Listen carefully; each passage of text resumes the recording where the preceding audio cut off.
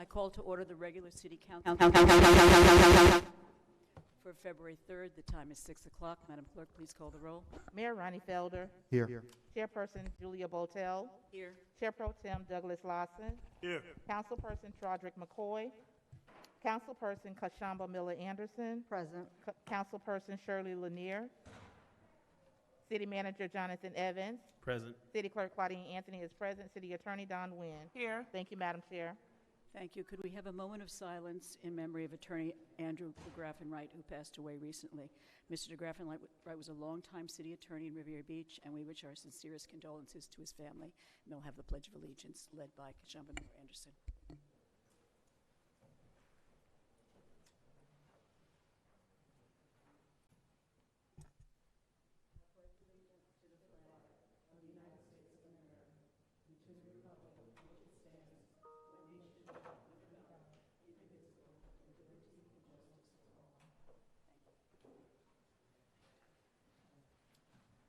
Any person who would like to speak on an agenda item, please complete a pink public comment card located at the front desk prior to the item being taken up by City Council for discussion.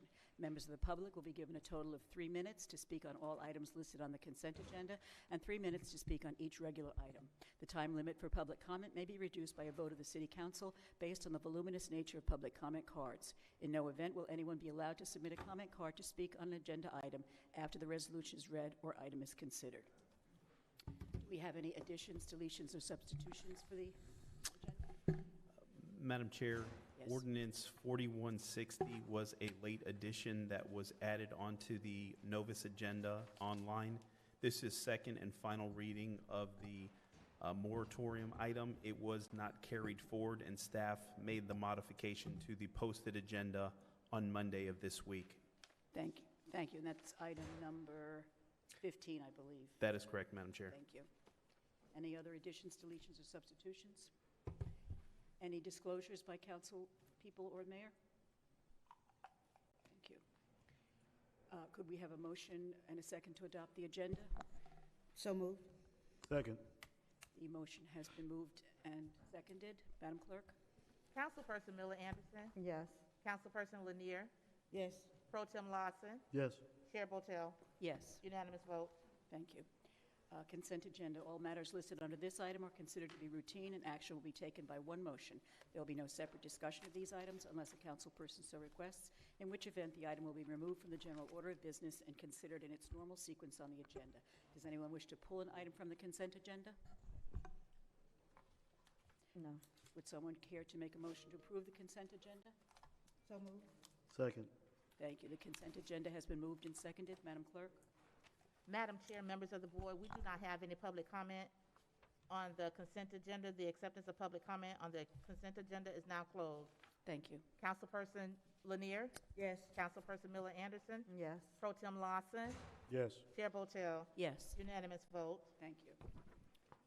Item number 15.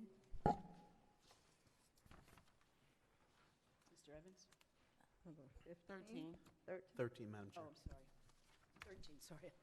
Skipped over awards. Awards and presentations, item number 13. Madam Clerk? Madam Chair, members of the board, I'll be reading the proclamation on behalf of the mayor. From the city of Riviera Beach, Palm Beach County, Florida, declaring February 2021 as Black History Month. Whereas Black History Month is observed in February of each year, and whereas Black History Month is a time to celebrate the contribution that African Americans have made to U.S. history in their struggles for freedom and equality, and deepens our understanding of our nation's history and calls our attention to the continued need to battle racism and build a society that lives up to its democratic ideals. And whereas Black History Month allows us an opportunity to recognize the heroes of African American history, including Dr. Carter G. Woodson on February 12, 1926. Dr. Woodson initiated Black History Week, which for many years was celebrated on the second week of February to coincide with the birthdays of Frederick Douglass and Abraham Lincoln. And in 1976, Black History Week was expanded and became established as Black History Month. Whereas Black History Month not only celebrate these remarkable figures, who have made tremendous strides to improve the lives of African Americans, but it also is a celebration of various other individuals that have contributed immensely towards all facets of our society. Furthermore, it especially recognizes those who have paved the way to obtain and maintain civil rights and bridge the gaps of divide that so plagued the nation in times past. Whereas the City of Riviera Beach wishes to celebrate and honor the abundant sacrifices of African Americans throughout the history of America, whose contributions have led the way for freedom from oppression and the ability to achieve life, liberty, and the pursuit of happiness for all African Americans. Whereas the City of Riviera Beach observes Black History Month and calls our nation's attention to the continual need to battle racism and to build a society that lives up to its democratic ideals. Now, therefore, be it finally resolved on behalf of the Mayor, Ronnie L. Felder of the City of Riviera Beach, through the powers vested in him by the residents of this great city, he does hereby formally recognize the day that all members of the City of Riviera Beach community be encouraged to honor and celebrate Black History Month by recognizing the accomplishments of African Americans throughout history. In witness, therefore, he has set his hand and caused the official seal of the City of Riviera Beach to be affixed this third day of February 2021. Ronnie L. Felder, Mayor. Claudine L. Anthony, City Clerk.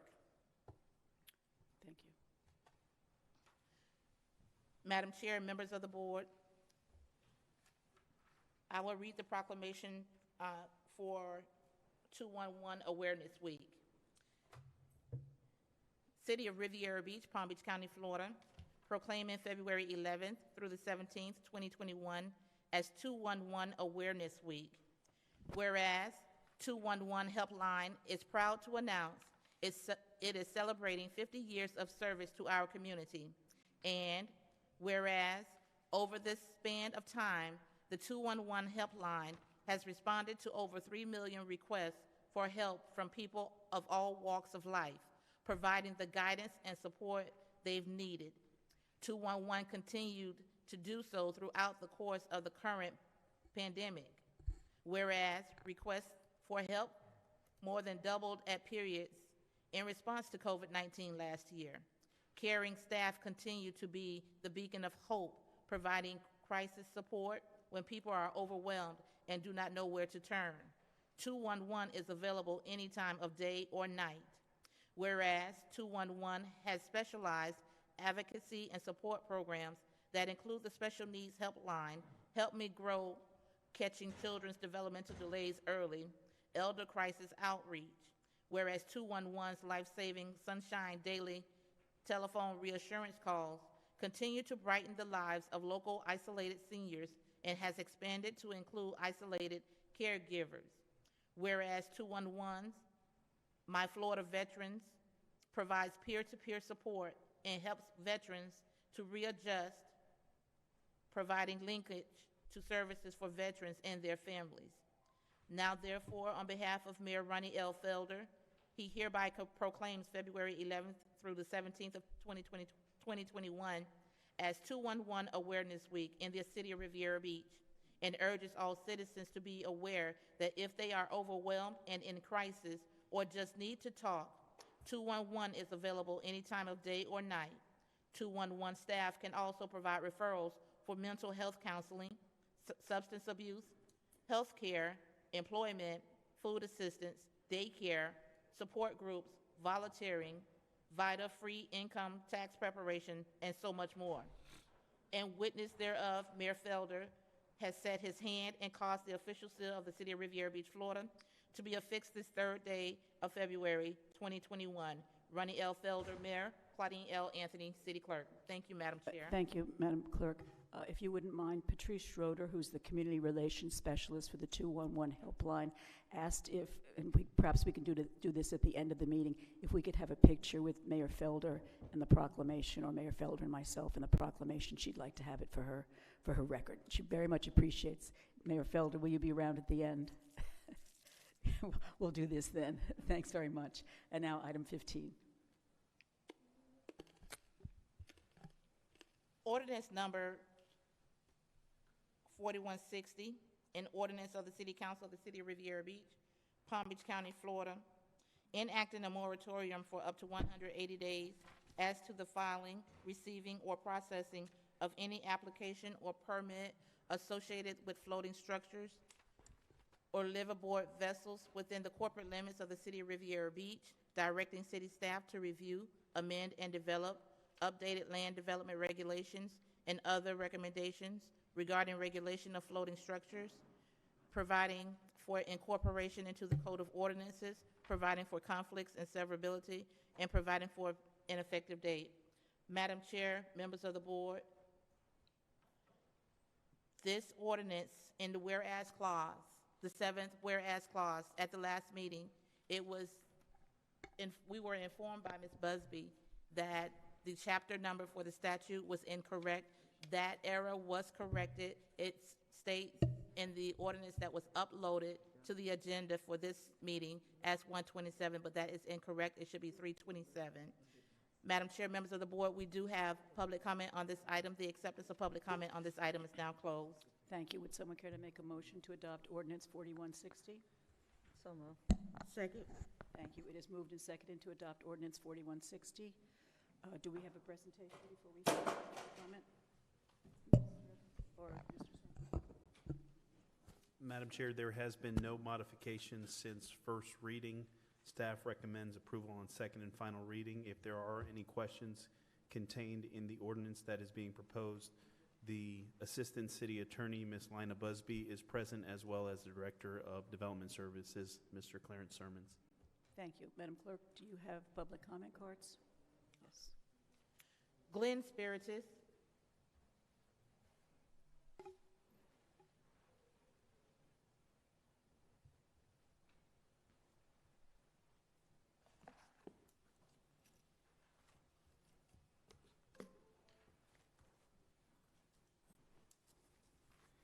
Good evening, Council, Mayor Felder, good evening, and staff for the city and residents, fellow residents.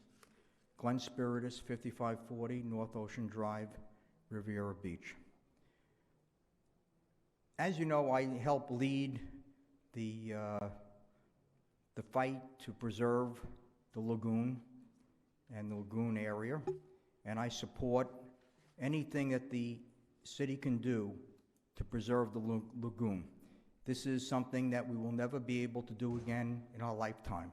This is for our children, our grandchildren, and their children.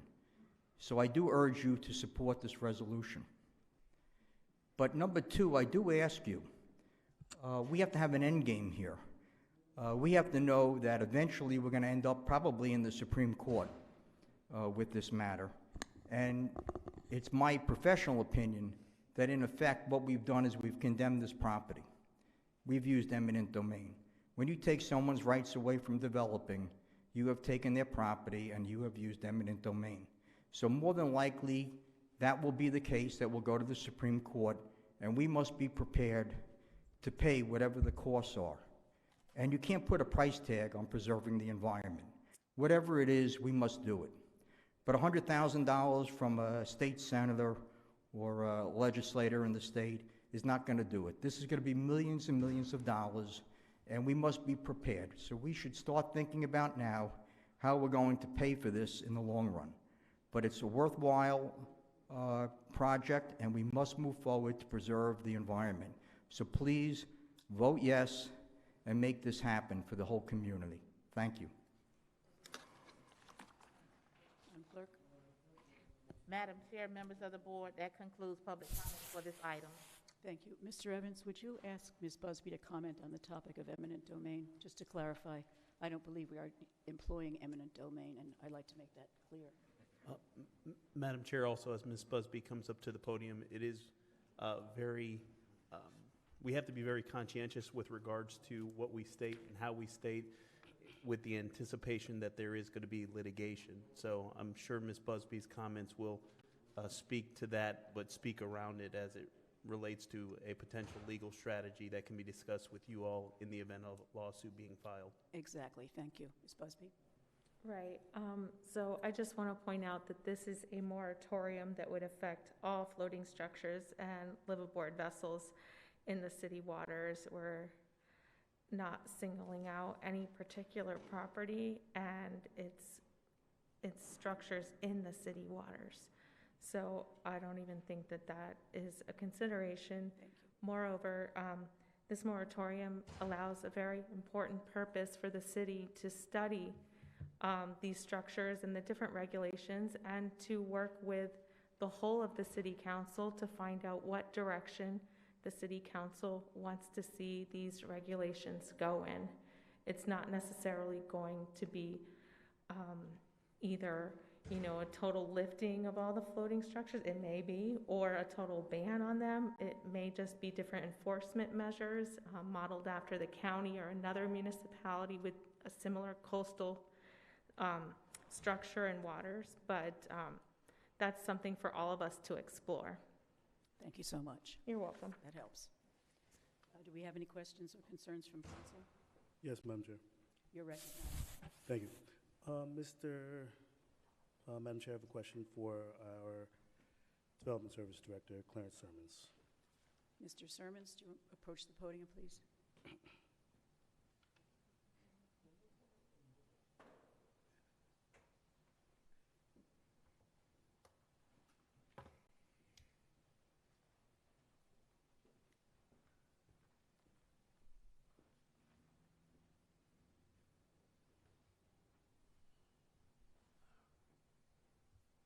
Good evening.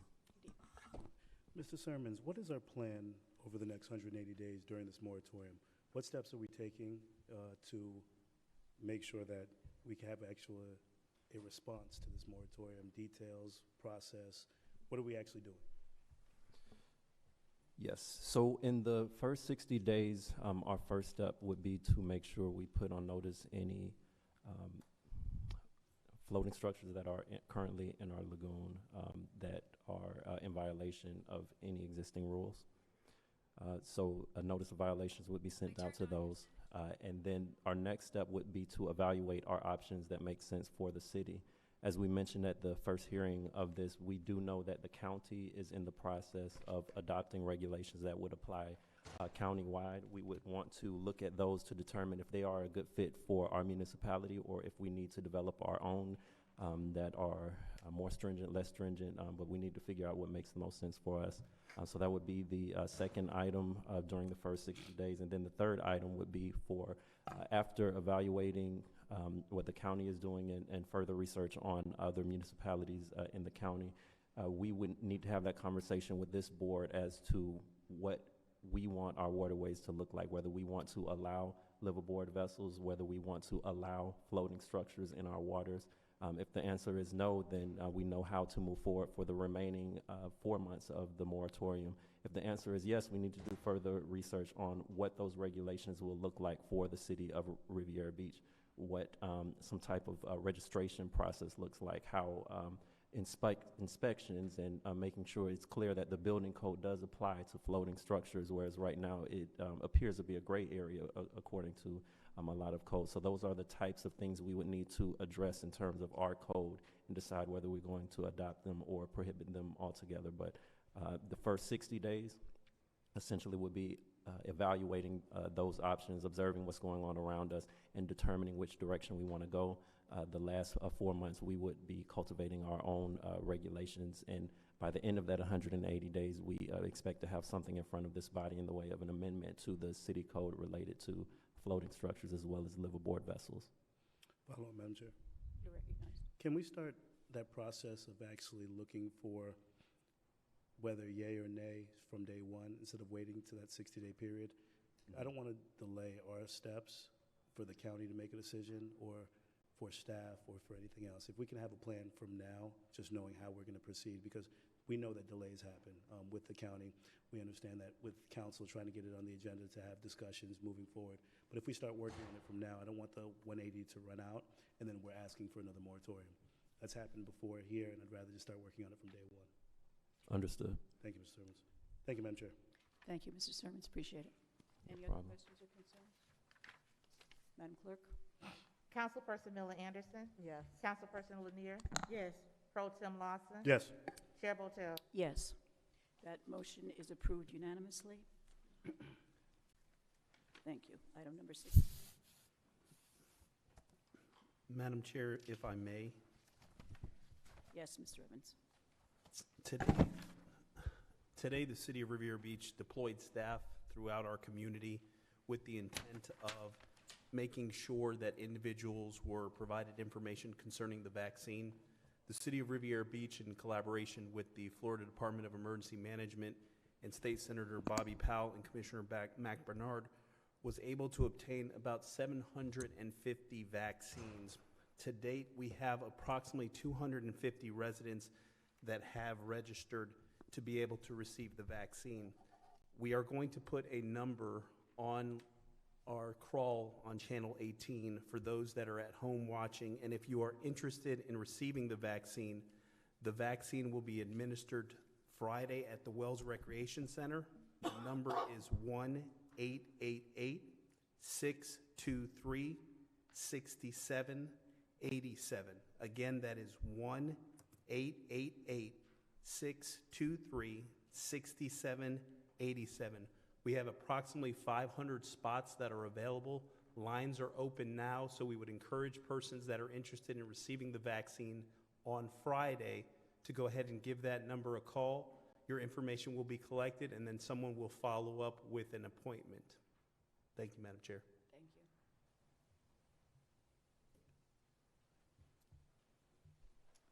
Madam Chair, members of the board, item number 16, ordinance number 4161, an ordinance of the City Council for the City of Riviera Beach, Palm Beach County, Florida, providing for amendments to the city ordinance concerning special events, ordinance number 2480, providing for codification and providing for an effective date.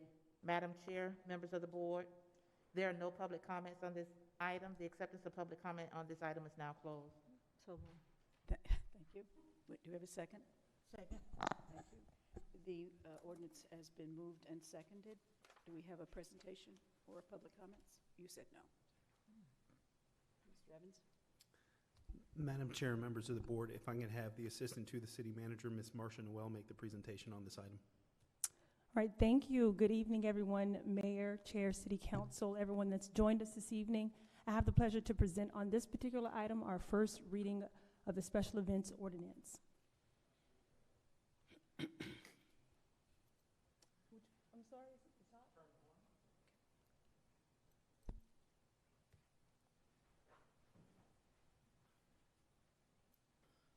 Just 1 second.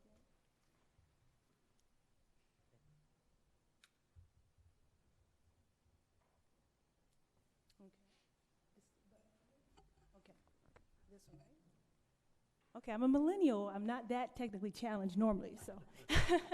All right, so starting with the background, just so everyone can understand what has brought us to this point today. So first, we had a discussion about special events permitting related challenges at your October 21st meeting, and the city manager did discuss that we would be looking for solutions that we can consider to hopefully resolve some of those issues. And so with that being said, staff went back and did some research and conducted various meetings so that we can come up with a few next steps that we can consider today. And so with that, we first realized that we have to amend our current ordinance so that it provides the adequate framework by which we can apply new operational changes to the existing process. Currently, our ordinance on this item dates back to 1989. And so by doing so, we'll better streamline our process by implementing what is called a Special Events Policy and Procedures Manual, which is provided for in the amended ordinance. And by doing so, we truly believe that we'll be able to achieve our citywide goal of accelerating operational excellence through updating and creating standard operating procedures to achieve consistency in the management and implementation of department operations. And so before we kind of go into the discussion on the item, I think it's important for us to kind of understand what it is that our challenges are with our current process. And so just so everyone kind of has a sense of how things are currently operating, first, an applicant must contact the Development Services, CRA, or Parks and Recreation Department to express interest in obtaining a special events permit. Secondly, an application is then given to that applicant. Afterwards, an informational meeting takes place with that applicant and all relevant staff persons to discuss the application. Afterwards, the applicant is then required to submit additional documentation within a given time frame. And then if all required documentation is provided, applicable fees paid, applicable inspections are completed, the applicant receives a permit. And then under certain circumstances, the security deposit is withheld for cause or returned to the applicant after the event. Now, the current issues associated to this process is one, that it's quite burdensome. The first being because we receive large volumes of applications on an annual basis. Approximately, development services receive anywhere between 120 to 130 applications per year. This do sometimes require several staffed hours and other city resources when you consider our city assets, whether it may be police, fire vehicles, or if it's city facilities, things of that sort. And then in addition, they're working within a tight 30-day deadline to respond to many of these applications. Secondly, our current process is quite ambiguous. And so, and that's partly due to one, us having a lack of an online presence. So there's really no place that folks can go to really receive information as to how our current process operates. And then secondly, we lack formal operational procedures, such as a handbook, manual, or things of that sort to set the expectations as to what it is that we do to operate in this manner. And then thirdly, our process is inefficient. There are some areas where we think we can improve. For instance, offering online applications versus paper applications. We have paper-based payment methods, and we're dealing with multiple people in various different processes. Lastly, COVID-19. COVID-19 has become a challenge for us, especially given all the complexities associated with it. We have had to respond to this by putting down different event restrictions. And so our goal is to address these challenges by making sure that our ordinance and the manual assists us with better resource management. It provides for a clearer and customer-centric process, that it's more efficient, and lastly, that it secures our safety. So to give you an idea as to the research that went behind this, we looked at various other municipal ordinances and operational guidelines. Several communities that we looked at, for instance, is the city of West Palm Beach, Boynton Beach, Jacksonville Beach, Miami Beach, Fort Lauderdale, and Delray. And with that being said, we were able to utilize them more so as inspiration to determine what would work best for us. And so there are various departments that played a role in us coming to a conclusion on what the recommendations would be. And so this right here is a preview of the manual. Again, that's referenced in the ordinance. It is a document that we are currently working on, assuming and hoping that an ordinance does in fact get enacted. But this is being done in collaboration with city administration, the city attorney's office, risk management, the CRA, development services, public works, park and recreations, finance, police, and fire. And just to kind of give you a sneak peek as to what that document would contain, which in essence would cover all the nuances associated with special event permitting. It would include definitions to kind of explain everyone's roles and responsibilities, what is meant by a city-sponsored or city-contracted event, private event. Secondly, it goes into details about the application process, deadlines, application requirements, denial, revocation, appeal of special event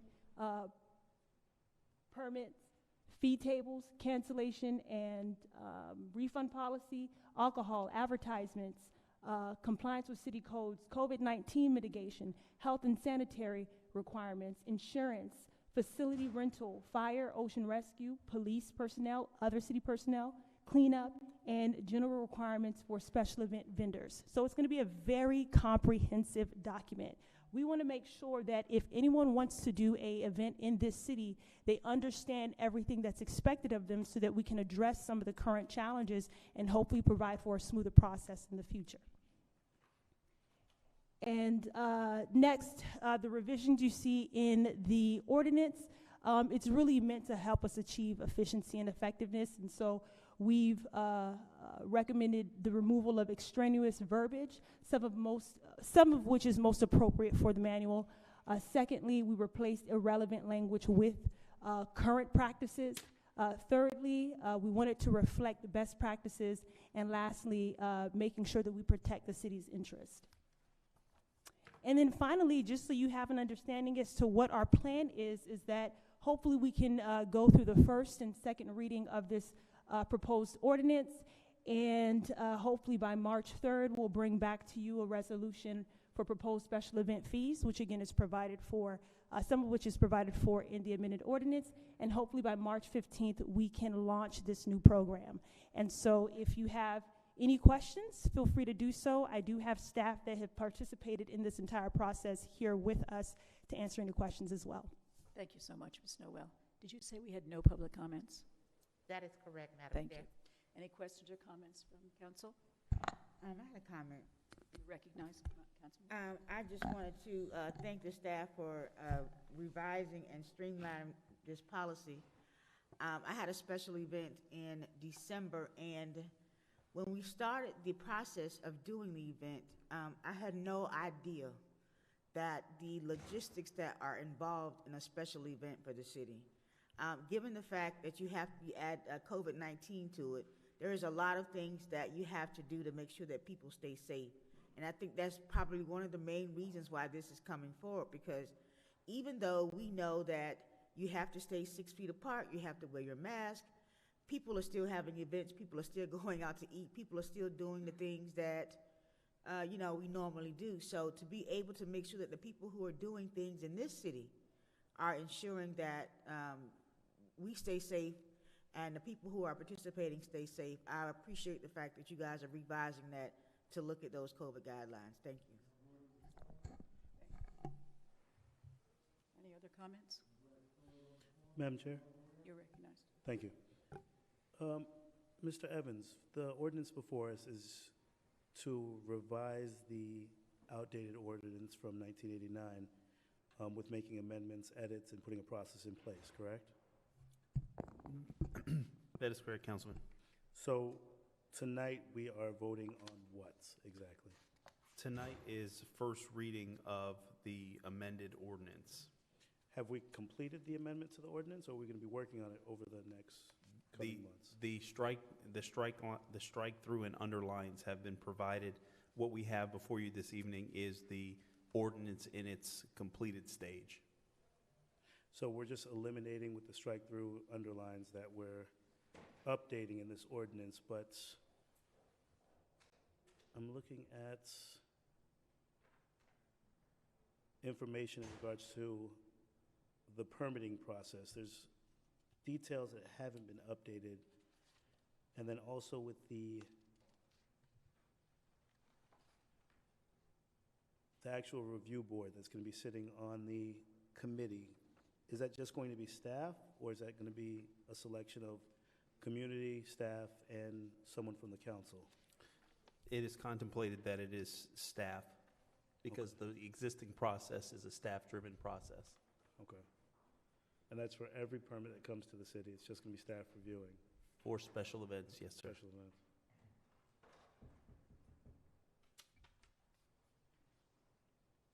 Any other comments or questions? Madam Clerk? Councilperson Miller Anderson. Yes. Councilperson Lanier. Yes. Pro Tem Lawson. Yes. Chair Botel.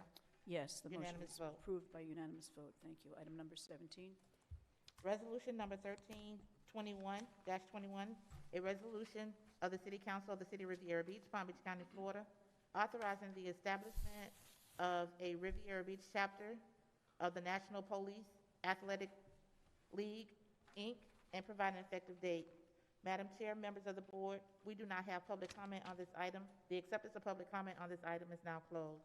Would someone care to make a motion to approve Resolution 1321? So moved. Thank you. Do we have a second? Second. Thank you. It's been moved and seconded. Mr. Evans, is Chief going to make a presentation? Madam Chair, members of the board, if I can have our Police Chief, Mr. Nathan Osgood, make this presentation. Thank you. Thank you, sir. Good evening, Chair, Mr. Mayor, Council. I would like to give you a quick presentation, if you don't mind, to show you why we need PAL in our city. What is PAL? In 1944, 6 PAL chapters on the Eastern Seaboard joined together to form an association shared ideas and resources to compete in sporting activities and engagement. Today, there are over 300 PAL chapters partnership with police departments around various cities.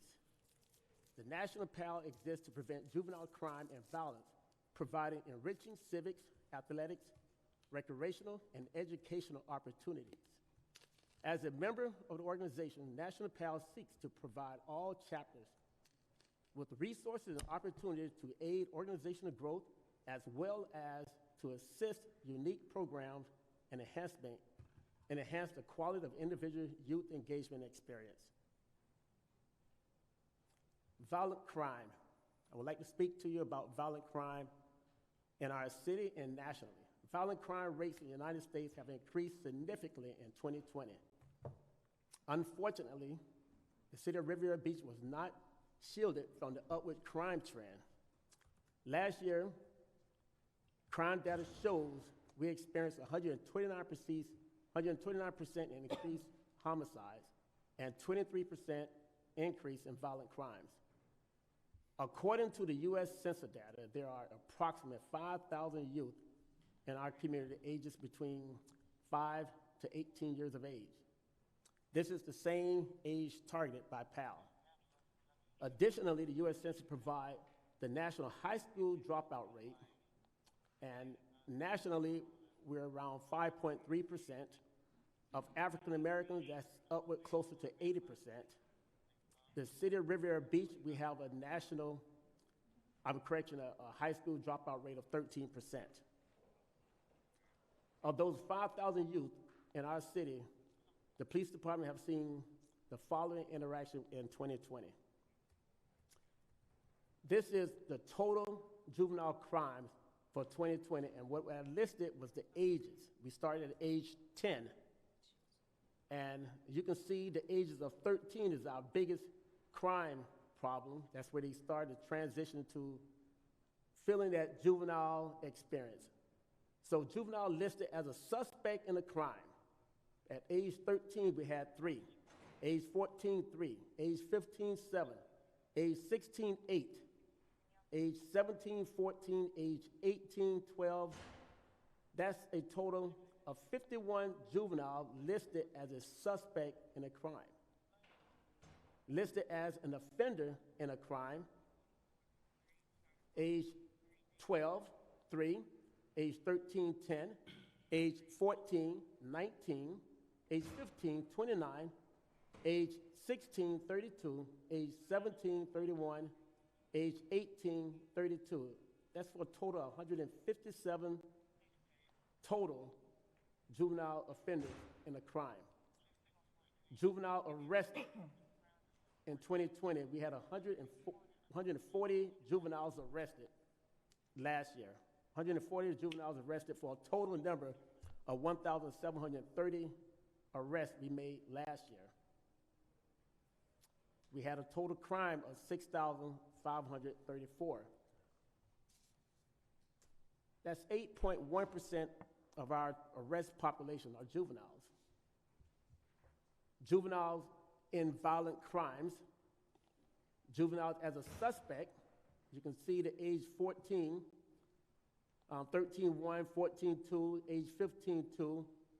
Thank God, age 16-0, age 17-3, age 18-2, for 10 for juveniles as a suspect in violent crimes. As an offender in violent crimes, age 13, 1, age 14, 0, age 15, 4, age 16, 5, age 17, 4, age 18, 5, total of 19 juveniles as an offender. And we've seen enough of that. We've seen juveniles shot, quite a few of them, beaten, stabbed in 2020. Juveniles arrested in 2020, for violent crimes, a total of 24. We're arresting 13-year-old, 14-year-old for violent crimes, and some of them with AR-15 assault rifles, many of them with handguns.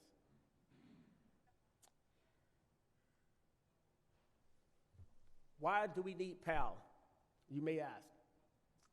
We need PAL in our community. According to the National PAL, studies have shown that if a young person engaged with law enforcement officers, police officers, in a sporting activity like the ballpark, the gym, the field, even the classroom, that young person is more likely to respect the laws and order delivered by a police officer, and they respect authority better dealing with adults.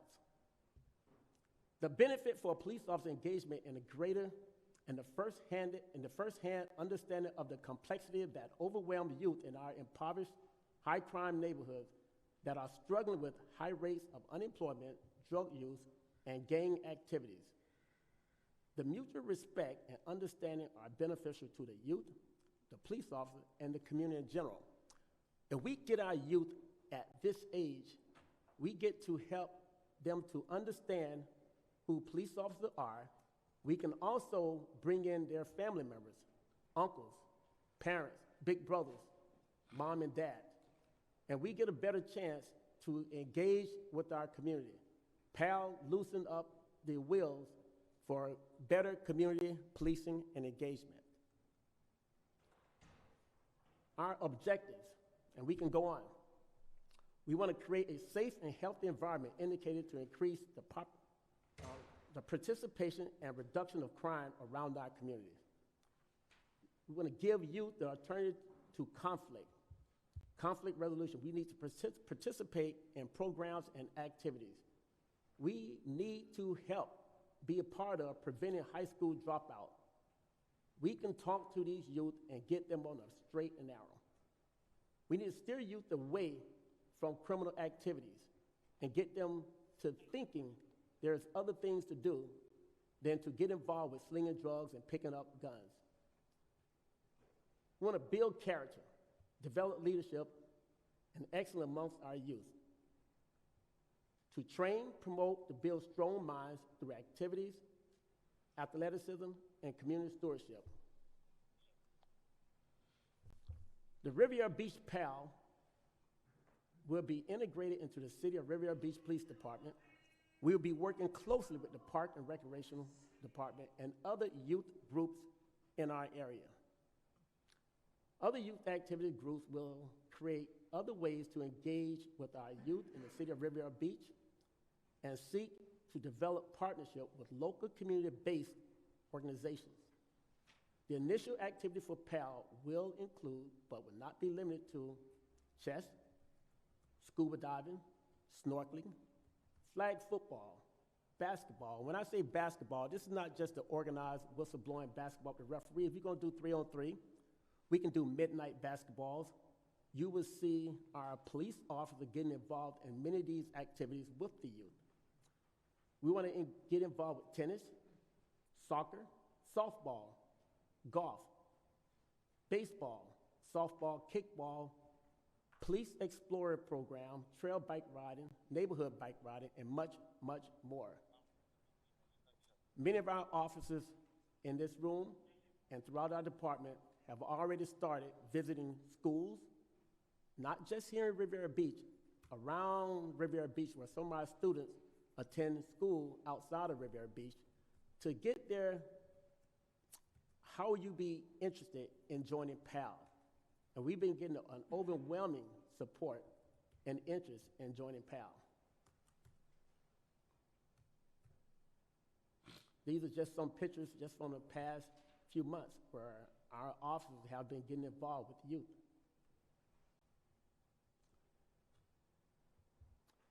You can see the impact that we have, bridging families with the community and police. We get the community to feel safer, the youth to feel safer.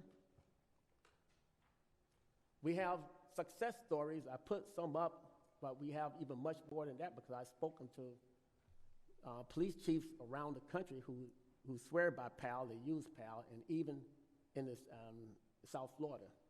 Jacksonville being one, Toledo in Ohio being another, Oklahoma is another. These are success stories of PALs.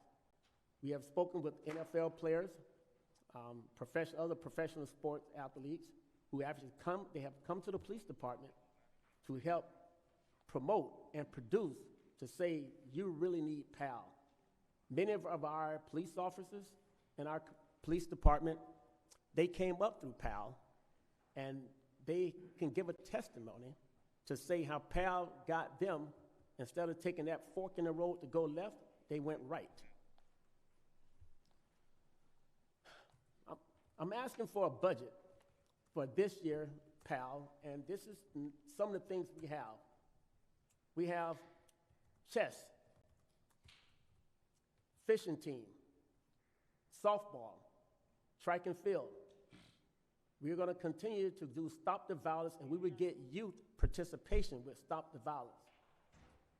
Dance teams and step teams, insurance. We have an annual budget. Right now, we're looking at around $32,500 a year. Now, this comes with equipment, uniforms, and meal breaks. We also have put together a foundation. We have community members who have volunteered to be part of the board of directors.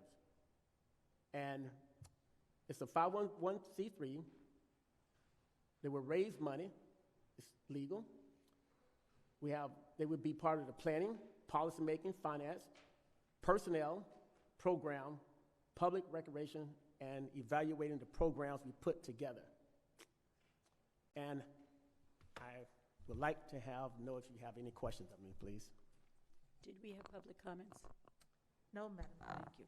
Any questions or comments? Madam Chair. You know my feelings about this, I don't have to say. Thank you, Madam How Chair. extremely happy I am that we're going to be doing this in the city. Any other comments or questions? Yes, Madam Chair. You're recognized, Commissioner Anderson. I am very happy to see this come before us. I know we spoke about it during our budget sessions. Having a PAL program, as the chief pointed out, it does have some of the things that we have with our Parks and Rec, but I think the connection with the police helps bridge those relationships with the kids, just as those resource officers do when they're in the schools. I think that having unique programs that are not your traditional ones that we would typically see in Parks and Rec, like for example with the boxing, I do believe, especially looking at the crime rate and the ages of the kids, we have a lot of kids that have a lot of aggression. I mean, that's across the board. That's not just in the city. A lot of kids are going through a lot of trauma or experiencing a lot of trauma, and so a lot of the schools see that. And I think the aggression with these type of activities, such as horseback riding, snorkeling, doing things like that, can help them with their conflict resolution, as you pointed out very eloquently. And I just think it's something that is needed. There, as he said, there are several examples, but there are numerous examples of how PAL works. And I did have a conversation with our city manager and our previous city, several previous years ago with different city managers and also the chief, and it just was not supported.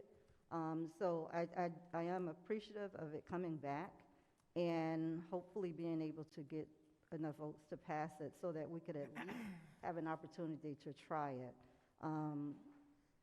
I don't see a downside to it, and for the amount that is being asked for the budget, as I explained before, if we don't invest in the kids at this time, you're going to invest in them in the prison system. So it's really, it's worth the amount of money that is being asked for. So I support this 100%. Thank you. Thank you, Councilmember. Any other comments? Yes, Madam Chair. Commissioner Linear, you're recognized. Even though I like the PAL program, and I think that it's a very good, opportunity for the city of Riviera Beach. The city of Riviera Beach has a Boys and Girls Club. It has a youth empowerment program that the county and the city funds. for several $100,000 per year. The city also has a Parks and Recs program. They have after-school programs through Parks and Recs. And don't get me wrong, I do like this program, I really do. But I want something more from the police department than just a PAL program to address crime. Now, statistically speaking, there is no conclusive evidence that the PAL program reduces crime. What it does, it may improve self-esteem, it may improve development, it may improve interactions with police departments, but there's no conclusive evidence that it does actually reduce crime. So I want some things that are going to reduce crime in the city. Now, I'm going to say again, I like the program and I will support it. But I want to see some things that are coming from the police department that are going to reduce the crime in the city. And I know that that is a first step. I do. But those are the kind of things that I want to see coming from the police department. Some very bold and innovative ideas, because where I live, all day, every day, I hear the police, I hear the ambulance, all day, every day. And I want to be able to try and reduce the crime in this city. And I know that the PAL program could be a good start, and I do support it. But I wanted to say this because I want to be able to have more than a PAL program to be able to try and attempt to reduce the crime in the city. But I will support it. Thank you. You know, Thank you, I want to Council. just say, piggybacking on what Councilwoman Lanier said, I would hope that we would do our own analysis and take a look at this snapshot in time, the statistics you showed, and give PAL a couple of years of experience here, and then see, do we think this had any quantitative effect? I think it would be really good for us to be the lead in terms of showing that PAL has some efficacy. So, I support it completely. Did you have a comment, Thank you, Chair. Mr. Lawson? Yes, Madam Chair, thank you. Mr. Evans, when is Parks and Rec going to be starting back up their sporting activities in the city? We're continuing to monitor the number of COVID cases, so that is something that's reviewed probably every week or so and looking at what other municipalities. But we haven't had a specific date that we've set. We just continue to monitor it and talk with our colleagues to see what they're doing. And Mr. Osgood, Chief Osgood, I'm sorry, the majority of the budget is going towards sporting activities coming up with our residents and our youth in the community. What alternatives do we have over the next 12 months if we don't start back any sporting activities in the community? Council, you were asking what other activities we have. Because if we're budgeting $34,000 over the next, for this cycle until the next fiscal year, what are we going to do if we don't start sports back in the community? If we don't start sports back, we have other activities that we would like to get involved in, including after-school programs of tutoring, chess playing, bicycle riding, hiking. We have parks nearby. We're going to talk about getting our kids out for a day to go for just a walk through the park.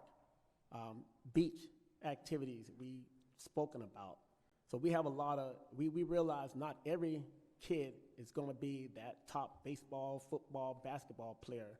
We have activities that we have in mind, and the officers actually brought it to me to say, hey, what about this, this, and this?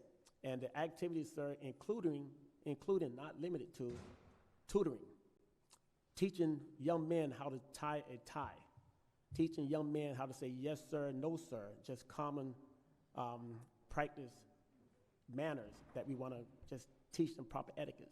So we're not only geared towards sports. We're going to be geared towards mentoring the young men, our young adults, young children to become young men and respected in the community so they can go out and one day, if they choose to go to college, they're going to be prepared to go to college and know how to interview for jobs. And where will this program be housed? We got different parks and recreations, so we're already looking around the city and we have spoken to Mr. Blankenship, Mr. Lydia Franks, about co-partnering using their facility to help to meet with the youth and to teach them So we don't have a specific one-spot stop, but it will be in the city of Riviera Beach, one of the parking recs. Okay, and performance indicators, what do we have in place to demonstrate effectiveness of this program? I'm sorry, say it once. What performance indicators do we have? that Performance can actually indicators, sir? demonstrate that this program is effective? We're just going by other cities, and I've spoken to different police chiefs. I also sent Officer Nance out to speak to PAL directors around South Florida and to give them what did they do as far as the indicator for it to be successful.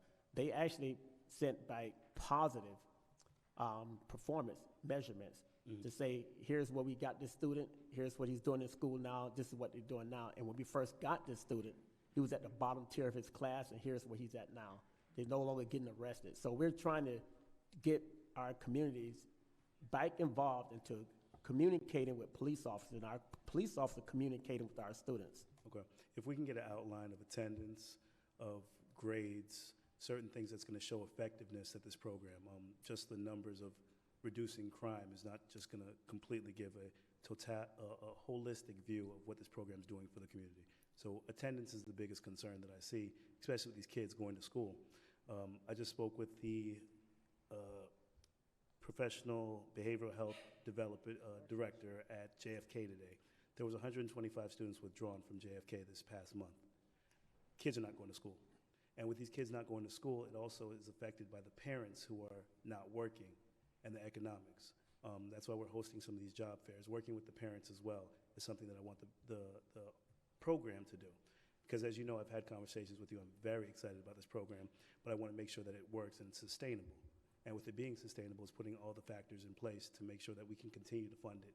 I love the fact that you implemented a foundation into the program. That's a national foundation. Now we can actually solicit funds for the foundation to help budget this program. The last concern or question that I have is a director. I saw that in the budget we didn't have a director outlined. I know we've had conversations about that with it being a staff member, but I really think based upon the conversations I've had with other PAL programs and throughout the nation that we need to implement a director for this program outside of the city, outside of our staffed employee.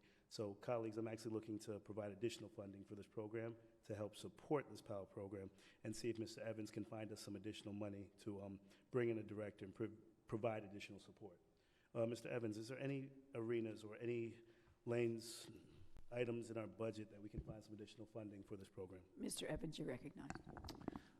Madam Chair, members of the board, we can look for vacancies within the agency and look to reclassify a vacancy to be able to accommodate this particular request. In addition to, there has been $100,000 that has been carried forward in the fiscal year 2021 budget that has been earmarked or set aside for providing a budget or startup capital for the PAL program. So between looking at the agency and seeing what vacancies are and the monies that have been allocated, I think we can find a position that can serve in that particular capacity if it's the board's pleasure.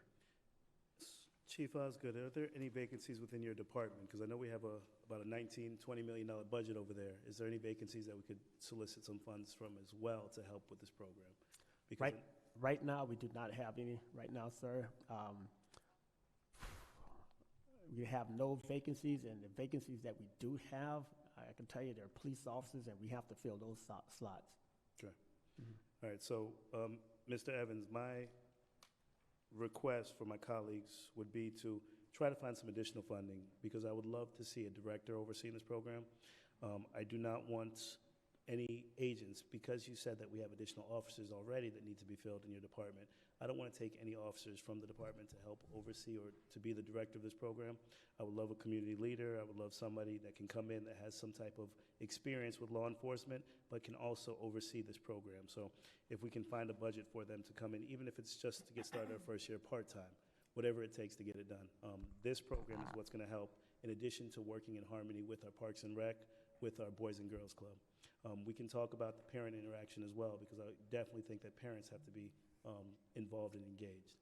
Economics is a big deal for why a lot of these kids are out with idle hands right now. So helping with these parents with jobs and opportunities in the community, and also making sure the kids are going to school are a few things that we need to address through the PAL program. All right. Thank you, Mr. Evans. Thank you, Madam Chair. Thank you, Councilman. Chief, how How were the board of directors advertised for? Have you filled the board of directors positions? Yes, we actually, we received a lot of phone calls, Okay. and we went out and interviewed several individuals, Okay, and they immediately say they want to be part of the board of directors. okay.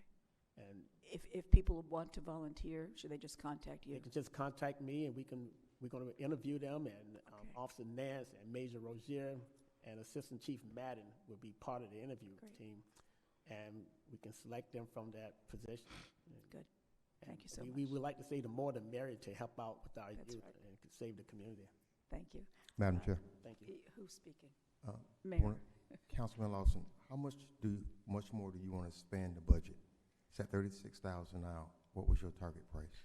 Well, if we can incorporate a director into the program that can oversee it, I'm not sure the salary directors from PAL that I've seen are anywhere between part-time, 25,000 up to 65,000. So I would like to see an additional, at least 50,000 going into this budget for a director and then additional programming, because we need to really implement our parents into this program as well and find out how we can bring them into relationships with the kids, working in unison with them, whether it's hosting an event and it's hosting a job fair for them, educational program, or providing that chess, or providing those sports, those activities, and require that the parents come as well. So there's opportunities for us to work in unison with everyone. So, Mayor, I'm thinking about anywhere between 40 and 50,000 additional. Okay. Chief, if this is passed tonight, when is your target date to start? I'm sorry, Mr. Mayor? Do you have a target date that you want to start? Yes, we would like to get started like yesterday. However, I think we're ready to go. As soon as we get this off and get approved, I think we can get started by March. So the nonprofit is already set up? The profit's already So set up. we can solicit businesses now to, Yes, Mayor. okay. So I'll work with you on that also. Go ahead. We just have one thing we got to make sure we get approved. We have to get our insurance approved. That's where we're at right now. Madam Chair? And then, You're recognized, Commissioner. Madam Chair, I had a follow-up if I could still be recognized. You've been speaking a lot, Mr. Lawson. Let's let someone else have a chance. Madam Chair, Chief, 30% of the city's budget is police. Now, if we're going to look at expanding your program, I think that we should start at the police department because it is a police athletic league. We had budget talks last year in October in regards to this year's budget, and I think you originally asked for like $150,000 for this program. We had some pushback on it because it was a program that was coming out of the police department, and we thought that the police department should actually fund it. I don't think that that's being unreasonable to ask a program that is being provided by your department to pay for it. You talk about having donations, and I would love to solicit for you. I just don't think that the money should come out of the city's budget. If it does, it should come out of the police department's budget. If you want, I'll get on the phone and start calling some businesses and see when we can solicit money for the program. It's good that you did put the foundation part of it as a part of your budget. And as I said before in the beginning, I do support it. I just think that the money should either come from the police department or come from the businesses in the city, and we can help to do that for you. Okay, thank you, Mayor. Any other comments? Mr. Lawson, you're recognized. Thank you, Madam Chair. The only concern that I see, Chief Osgood, with us trying to solicit funding is that a lot of organizations and vendors and businesses want to see an established program up and running, want to see a program that's been running for a year, 2, 3, before they start donating substantial amounts of money, because they want to actually see the effects and efforts that it's done. So that's why I want some performance indicators put in place so that we can acknowledge after a year of operating. And I think the city should actually invest into that, because we can start requesting and soliciting money now, but to raise the budget that's proper to get this started, I think that we need to invest into it, because we have to be the ones to save the city. So, colleagues, that's why I would be looking to invest from ourselves to get started, while we spend the next year trying to solicit funds for the business or for this nonprofit that can actually fund it next year. So when we do have these budget talks, we won't have that issue of trying to fund it from the city or the coffer. In addition to that, Madam Chair, the question, Chief Osgood, are there any additional slots open for the foundation that you have? the PAL Foundation? Yes, Councilman. Okay, how many slots do you have? How many total board members are you looking to fill on that board? We were hoping to get 20, and I think we're up to 10 right now. Okay. And how are you advertising those remaining 10? We've had the Officer Nance and the Major to go out and solicit the community to see who's involved. We asked a few people, and some heard about the PAL program. They asked, they volunteered. I went out and interviewed them and put them on. I did not make it a public announcement. I didn't take that route. I didn't think it was necessary to go that route. What was your reason for not wanting to take it as a public announcement? What were your thoughts? I just think sometimes it's best to go out and hand select or interview people who are really interested. And I think sometimes we can get lost in a crowd of just a lot of different people, and we almost get to the point of interviewing too many people.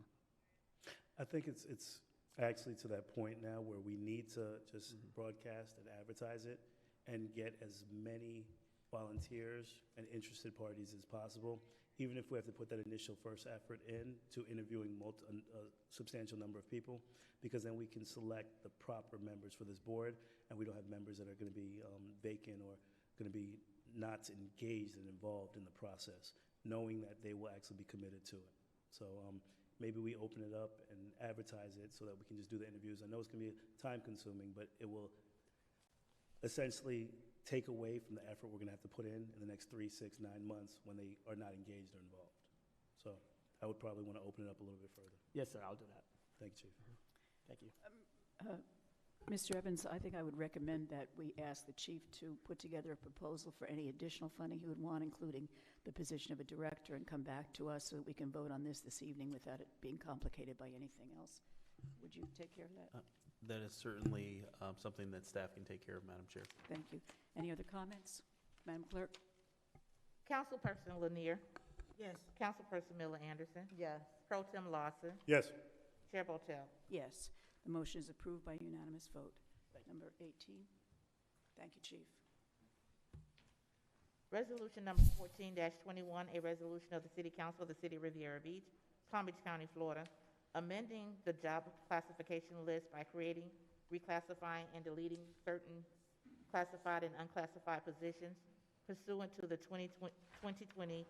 2020-2021 fiscal budget, providing for implementation, providing for an effective date of October 1st, 2020. Madam Chair, members of the board,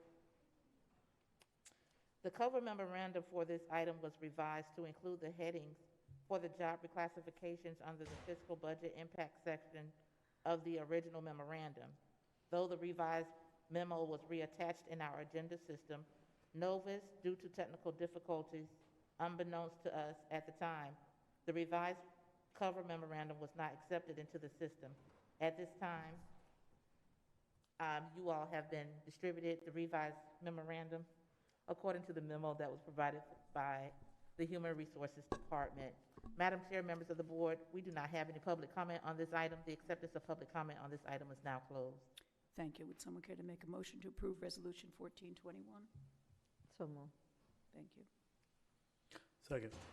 Thank you. Mr. Evans? Madam Chair, if I can have Ms. Eureka Young, the Assistant Director of Human Resources Department, make this presentation. Good evening, Good Chair, Chair Pro Tem, Councilpersons Miller Anderson and Councilperson Lanier, City Manager and City Attorney. Resolution 1421, the fiscal budget included the amendment of certain classified and unclassified positions. These changes to the fiscal budget requires the amendment to the job classification by adding these positions to our city's list. I will go through the list of departments that have positions that are to be reclassified. City administration is classifying their staff assistant senior to an executive assistant. This position is added to the supervisory and confidential list at a grade 18. In the city attorney's office, a legal staff assistant The position is reclassified to the supervisory and confidential job classification list to grade 13. It is being deleted from the general employees classification list. In development services, the department will take an existing Building 1 inspector and reclassify it to a Building Inspector 2 position, therefore increasing development services building inspectors complement by 1. This position is on the general employees job classification list at a grade 20. The position of principal planner in development services, the department will use the existing funding for the senior planner GIS specialist position and reclassify it to a principal planner position, therefore increasing the department's principal planner's complement. This is an unclassified position on the administrative job classification list at grade 21.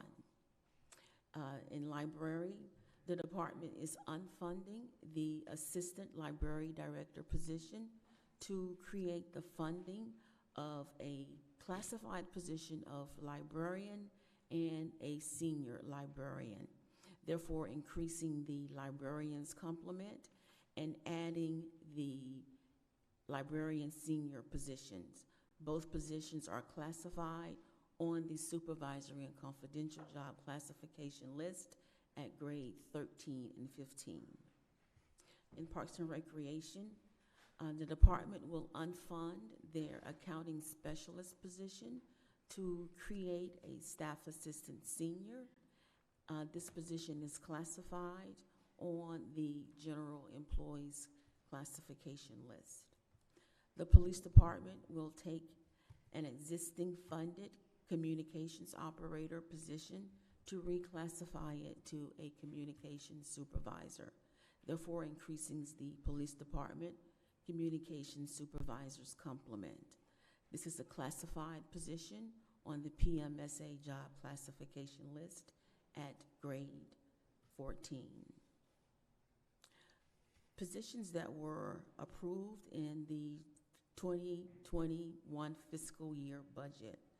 The contract administrator position in procurement is deleted from the PMSA job classification list and is reclassified as procurement manager to the administrative job classification list to grade 19.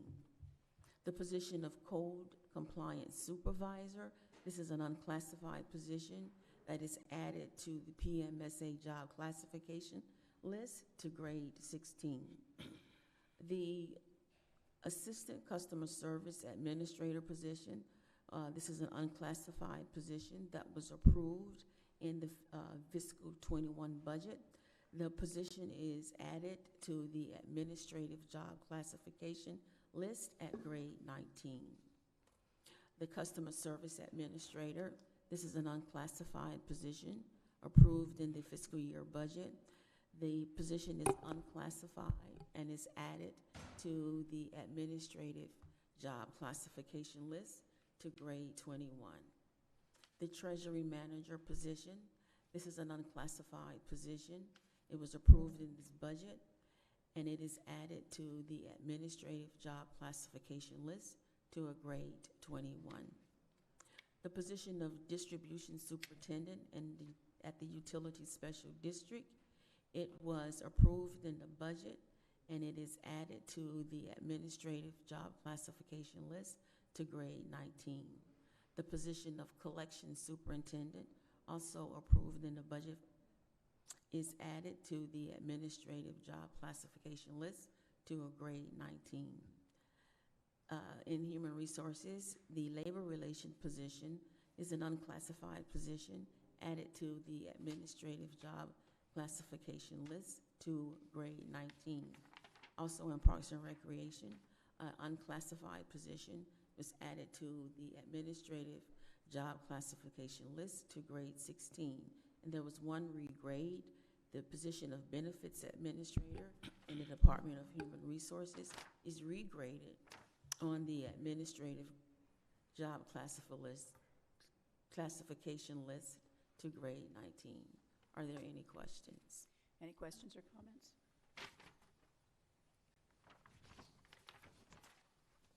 Madam Clerk?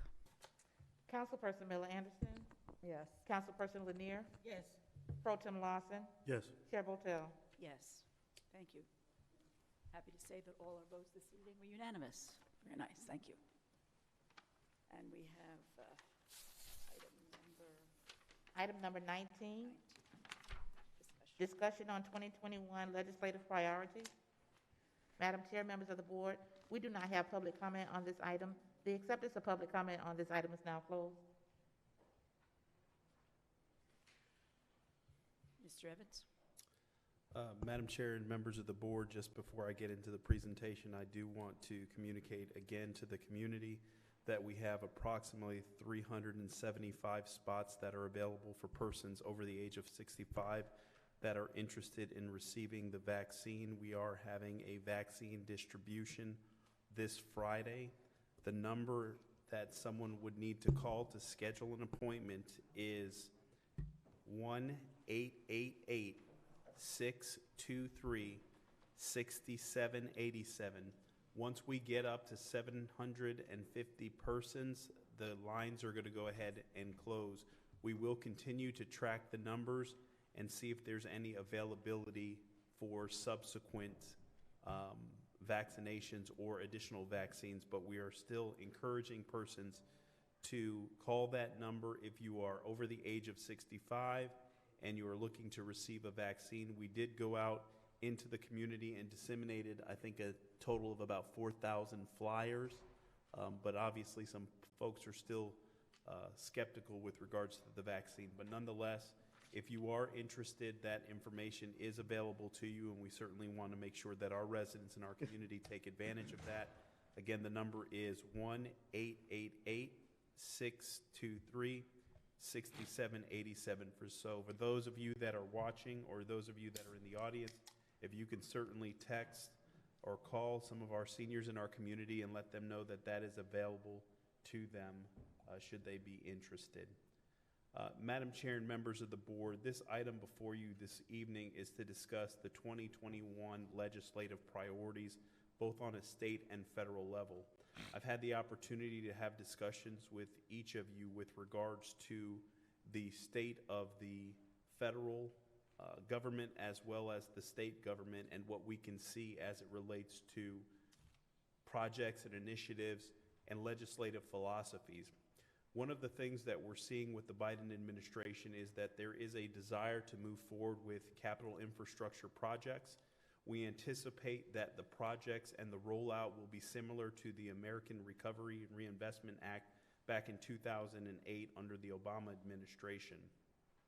There is also some additional monies that can possibly flow down to municipal jurisdictions as well as the state, because there seems to be bipartisan interest for legislative earmarks. In the past, that was something that over the last 10 years had not been a mechanism that was widely accepted by members of Congress, but there seems to be a bipartisan effort to effectively look to facilitate direct spending into communities. The process as it stands right now is usually when we meet with a member of our congressional delegation, we then have to work with the agencies for the purposes of looking to obtain grants or loans from those agencies versus legislation that looks to do targeted spending within our community. We are also seeing that the Biden administration is looking at community resiliency to try to address climate change. There is an interest in public safety facilities, roadways, bridges, etc. There's been discussions of a spending bill that would be well over $1 trillion, but there is still conversations that are happening on both sides of the aisle. But the number that has been thrown out there from Republicans has been somewhere around $600 billion, where the president's initiative was roughly about $1.9 trillion. We still want to pursue infrastructure projects. We have multiple projects that we believe are close to shovel-ready or can be queued up and be ready to move forward. With regards to federal priorities, in conversations with the elected officials, we looked at water and wastewater and stormwater, as well as transportation, as major overarching projects and initiatives that the city of Riviera Beach would like to focus on, as well as public safety, intelligent-led policing, public safety facilities, construction, and grants to assist in the facilitation of additional personnel. And as we are a coastal community and we are dealing with coastal issues, climate change, coastal resiliency, and things that we can do to prepare for what we can anticipate with sea level rise and some of the changes that we're seeing in our environment. So as we looked at the federal docket and things that we want to move forward, obviously the major projects for the city of Riviera Beach is a new water treatment plant. We have made some substantial progress as it relates to your existing water treatment plant, and under the leadership and direction of this board, there has been approximately $11 million that has been invested to improve the existing water quality and facilities that are currently utilized by the residents of this community.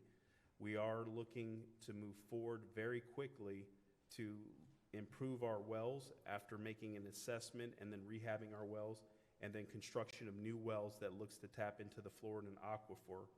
We are advocating for wastewater or force main, and that is the force main that we've talked about in previous discussions with the board that connects the island as well as the mainland, and then our parallel water mains.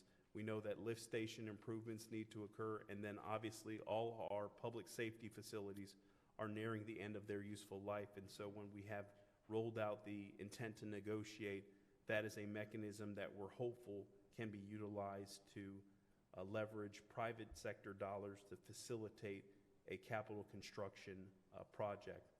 When we look at the state priorities, the governor has released some nuances of his particular budget and his perspective. The state of Florida finds itself in a $2 billion budget shortfall, and so it is going to be very competitive and very challenging with regards to obtaining assistance from the governor's office. We know that in previous requests, there was multiple projects that we got through the House and Senate and the respective committees that we then saw the red line of the governor's veto that moved some projects off of the docket for us. Some of the things that were articulated in the conversation with the elected officials was affordable housing, workforce development and retraining, potable water improvements, water and wastewater and stormwater, transportation, commuter rail, cargo trains, and also the safety element associated with rail and the challenge that we have that anytime FEC has a train in our community that in essence it cuts off our community. So what public policy can be advocated for to attempt to address that? Education, vocational training, as well as trade grants, public safety, equipment, personnel, and technology, and then looking at tourism. So these are the items that we have had conversations with the board, and staff is here to answer any questions or modify any of the perspectives that have been shared or any of the priorities, because this is the document that we would utilize for creating the white papers for members of Congress as well as members of the state legislature. And then obviously when you all, if you all travel to Tallahassee, these will be the main items that we will talk about as it relates to speaking points for the elected officials. And at this time, staff is prepared to answer any questions with regards to the federal and state legislative priorities for 2021. Thank you, Mr. Evans. Any comments? Yes, I think they're quite appropriate considering they were the items that we actually traveled to Tallahassee to advocate on behalf of. And as you said, you know, we were very successful with the people up there, but when it came to the governor, a lot of it was cut out. So, and we still have those same issues. So I fully support all of the items that we have reviewed just now. And, you know, like I said, majority of it is our utility district, and we know that's a heavy lift. So whatever support we can get from them, that would be greatly appreciated. So I support all of the items that are listed. Thank you. I also support the priorities as we have discussed. I want to be sure that we add the distribution pipes in addition to the water plant. You and I discussed this the other day, Mr. Evans, with the number of, how can I say, failures that we've had on the island in the last several months. We've had a number of pipes burst and cause geysers coming out of the streets over there. We want to be sure that we know that it's in our plan, but we want to be sure that it's funded and that we really do those improvements to the distribution system. You know, I personally advocated in Washington with Elsie Hastings for financial support for our water system. I also, with regard to housing, I would ask that you could have staff draft the language for a resolution calling for full funding of the Sadowski Fund for affordable housing, appropriation and distribution. We know that finally this year, the Sadowski Fund, they promise that they're not going to sweep it. For those of you who don't know what the Sadowski Fund is, it funds affordable and workforce housing for the state. There's a Sadowski Housing Coalition. You can go online, and they provide you with a step-by-step guide to talking with your legislatures that might give staff some tips about how to craft that resolution. And the last thing I would speak about is workforce development. You know, that's been a passion of mine. I started the Workforce Development Task Force when I first came on board. I would like to have some additional assistance with that, if possible, put into the budget, probably under the auspices of an economic development director, which I hope we will fund and staff in the not-too-distant future. Anyone else? Madam Chair. Go ahead, you're recognized, Commissioner Anderson. Oh, go ahead, Mr. Wilson. Thank you, Madam Chair. Mr. Evans, as well, is it possible for us to get Maurice and Skip from Washington and Mr. Pittman from Tallahassee on the next call? The Pittman group, I think, would be impactful, because last year we advocated for funding and a lot of the dollars were vetoed. So is it possible to get them on a call and possibly bring Senator Powell in for a call, even if he can't come in, but just doing a conference call with us at the next meeting to discuss some of our initiatives, to see some of our priorities, and really address that we need some additional support here in the community? Madam Chair, if I may, we can certainly set up an opportunity for our lobbyists to join us telephonically. We did also speak with the lobbyists when we were developing these priorities as well, and I believe Senator Powell is slated to come and address the board at your second meeting in February prior to the legislative session. With us advocating over the last 2 years, well, while I've served on this board, going to Washington and going to Tallahassee, it's really about the relationships. And I think we need to build that relationship with our state and federal legislators to make sure that we can get these funding and have it trickle down. Personally, I think that we need to strengthen that a little bit more. And right now, the dollars being vetoed is a direct reflection of us not having that direct relationship. So I want us to work a little bit harder when it comes to our lobbyists and our representatives to make sure that they, you know, advocate even more for our city. Thank you, Madam Chair. Madam Chair. Mr. Mayor, you're recognized. Thank you, Madam Chair. I stepped out for a minute. Was the utility districts #1 on our list? Yes, Mr. Mayor. Okay. What's our plan if we don't get, are we still thinking about P3 in our water department? I didn't hear your question, Mr. Mayor. Are we still thinking about a P3 for our water department? We're looking at, we've put in for a $58 million grant from Department of Economic Opportunity.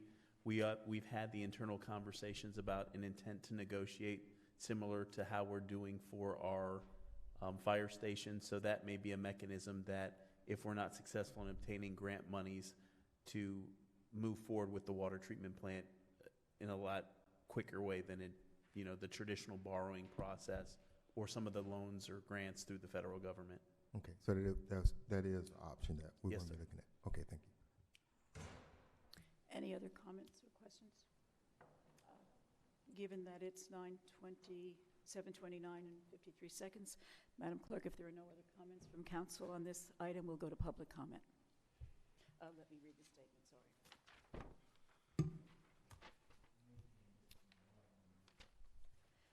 Please be reminded the City Council has adopted rules of decorum, public conduct during official meetings, which has been posted at the front desk. In an effort to preserve order, if any of the rules are not adhered to, the council chair may have any disruptive speaker or attendee removed from the podium, from the meeting, and/or the building if necessary. Please govern yourselves accordingly. Public comment shall begin at 7:30 unless there is no further business of the City Council, which in the event it shall begin sooner. In addition, if an item is being considered at 7:30, then comments from the public shall begin immediately after the item has been concluded. Any person who would like to speak during public comments, please fill out a public comment card located at the front desk and give it to staff before the public comment section is announced. Madam Clerk. Madam Chair, the acceptance of public comment at this time is now closed. Margaret Shepherd, Lloyd Brown, Horace Towns.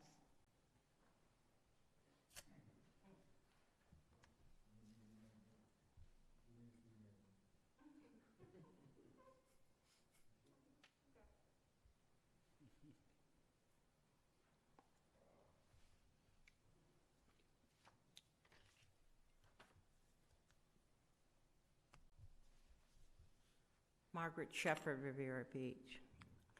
The Honorable Mayor, thank you for your phone call. Anytime, call me. I appreciate it. And people know me that anytime some go on, I call them. I don't like secondhand smoke. I don't like people trying to give me garbage or what happened. You feel free to call me, because my theory is when you call me, I'm gonna make sure I call that person and ask them. So that's how I am. I've gotten by now for a little over 25 years with the way I handle business of the city. I try to be very fair, but most of all, I listen. And with that, Mr. Mayor and the city manager, I'm trying to be calm at your discretion. But the Southside Coalition, let's get back to that subject. I can't remember the year, but Mrs. Dawson, about 30 of us came to the chamber, and it was on the agenda, and it was, I hope I can just paraphrase it, that they were going to, with the help of Cedric Thomas and Mr. Guyton to give money, that they were going to name that building the Riviera Beach Heights Community Center. After Tanya Davis Johnson got in, she first wanted to name 10th Street after Darlene Hatcher. Nobody knew Darlene Hatcher, and that was the Herring's property. So now, you know, it's like a sore thumb over there, Mr. Mayor, and I'm going to continue to come back. Mr. City Manager, I think you all need to get up on your white horse and start riding out and try to figure out how you're going to try to name. It was an insult to give one person an award, and 30 of them, they all walked together on the same road, and then they said they were going to put a plaque in that particular building. And it's an insult that we, as you say, elderly, I'm not elderly. It says over there on 28th Street, the Lindsay Davis Senior Citizen Building. But it's a shame how it was done. And during that event, I was appalled. My mouth was open wide. And I thought, what ignorance. That has to be planned to a T. We deserved, and that's why I call you mayor, because ceremonial. And I felt like you would have your hand on the project, but the way that was rushed and these aides came in, half of them, I didn't know who they were, and they start plotting what they wanted to do, or I guess their council person, and we had a meeting 2 or 3 days, and we had settled how we're going to do it. And you know, if you're going to do it, come into the meeting where the people are. Get our opinion. You might not want all 30 of us there, but you should have a solid rock on how things are going until the next person go. So that's my take on it, Mr. Mayor. I would like to have a meeting with you so we can sit down and discuss it without keep going over the same subject. Thank you, Ms. Thank Shapiro. Lloyd Brown, Forest Town, St. Losman. I know y'all don't really want me to talk, but I'm going to say what I got to say, and it don't matter to me if you don't like it or you do, because I know it's a lot of people here don't like me. That's the way it should be anyway. I don't want everybody to like me. It wouldn't be fair. But anyway, Mayor, I'm going to tell you, I'm not the mayor. I'm not a council member, but I brought up the things about the masks in the stores because I know that all the old people that I know live around here, They go in these stores in the black neighborhood on the corner. I just heard Mr. Evans talking about, the COVID. But I mean, here you can't go in an auto store, but you can go in any corner store in Riviera Beach in your area, your area, your area. But I never seen them over in your area, so I say that, Ms. Botel. So apparently you must be doing something a little better. So I won't rate you. But as far as COVID, I mean, that's a killer. But people go in these stores every day, and then they had a pile of trash. I'm not the mayor. I'm not a council person, but you know who said something about the pile of trash? Me. They said, who said something about the boats? Me. Who go in these stores every day? You. Y'all go in these stores, and you. But y'all didn't say anything about nothing that goes on. You always in the paper about something in somebody else's district. I mean, my dog got fleas, and the man next door dog got fleas. So what I should do, go over there and help him get rid of his fleas and just leave them in my yard? You got to do for your own neighborhood. I mean, y'all need me to come up there and show you what to do. Last time y'all didn't show up, I would have took all three of y'all's spots. Because I know the city more than y'all do. And I've been here longer than any one of y'all. I'm 66 right now and plan on being 67 in the next April coming up. But I mean, Mayor, I thought you was a mannequin over there. I didn't even know you were real, honestly, to tell you the truth. And I mean, a lot of y'all, it's a shame that Ms. Motel, the people will tell me about her out there. I mean, whatever between her and Lozman, that's between over there on Singers Island. But I mean, this lady look like she look out for more on our end, and she's not black, and you can see that. And that's the damn shame, excuse the language. Y'all trying to build this and build that, but then you still got crime going on. And you saying PAL. We didn't have PAL when I was coming up. We had supervision at the parks. I don't know where the hell the supervision went. In y'all pockets. That's where it went.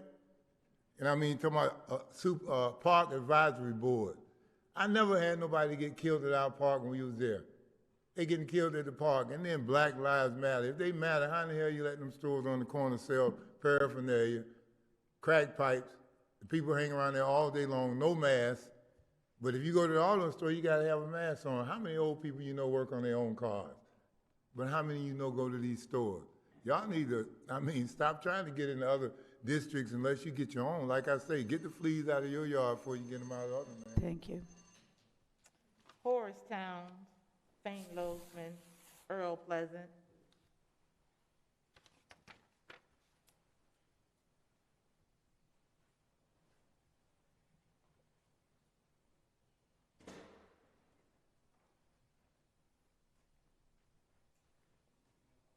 Hey, good evening, Morristown, Riviera Beach. I don't like to come to this mic, so I've taken a vacation. But we have a campaign coming, so then the calls come. So now that the calls are coming in, everyone has placed their agendas and whatnot. Gather my thoughts. Since 2016, we have all campaigned on various issues. One of those issues was the water plant. It's been a state of emergency more than once. So I asked this council, where are we with a water plant? One of the most basic necessities that you could have in life. Now that election's coming up, you guys are gonna talk about a water plant. But since 2016, we haven't even put a shovel in the ground. I've yet to hear of any real plans.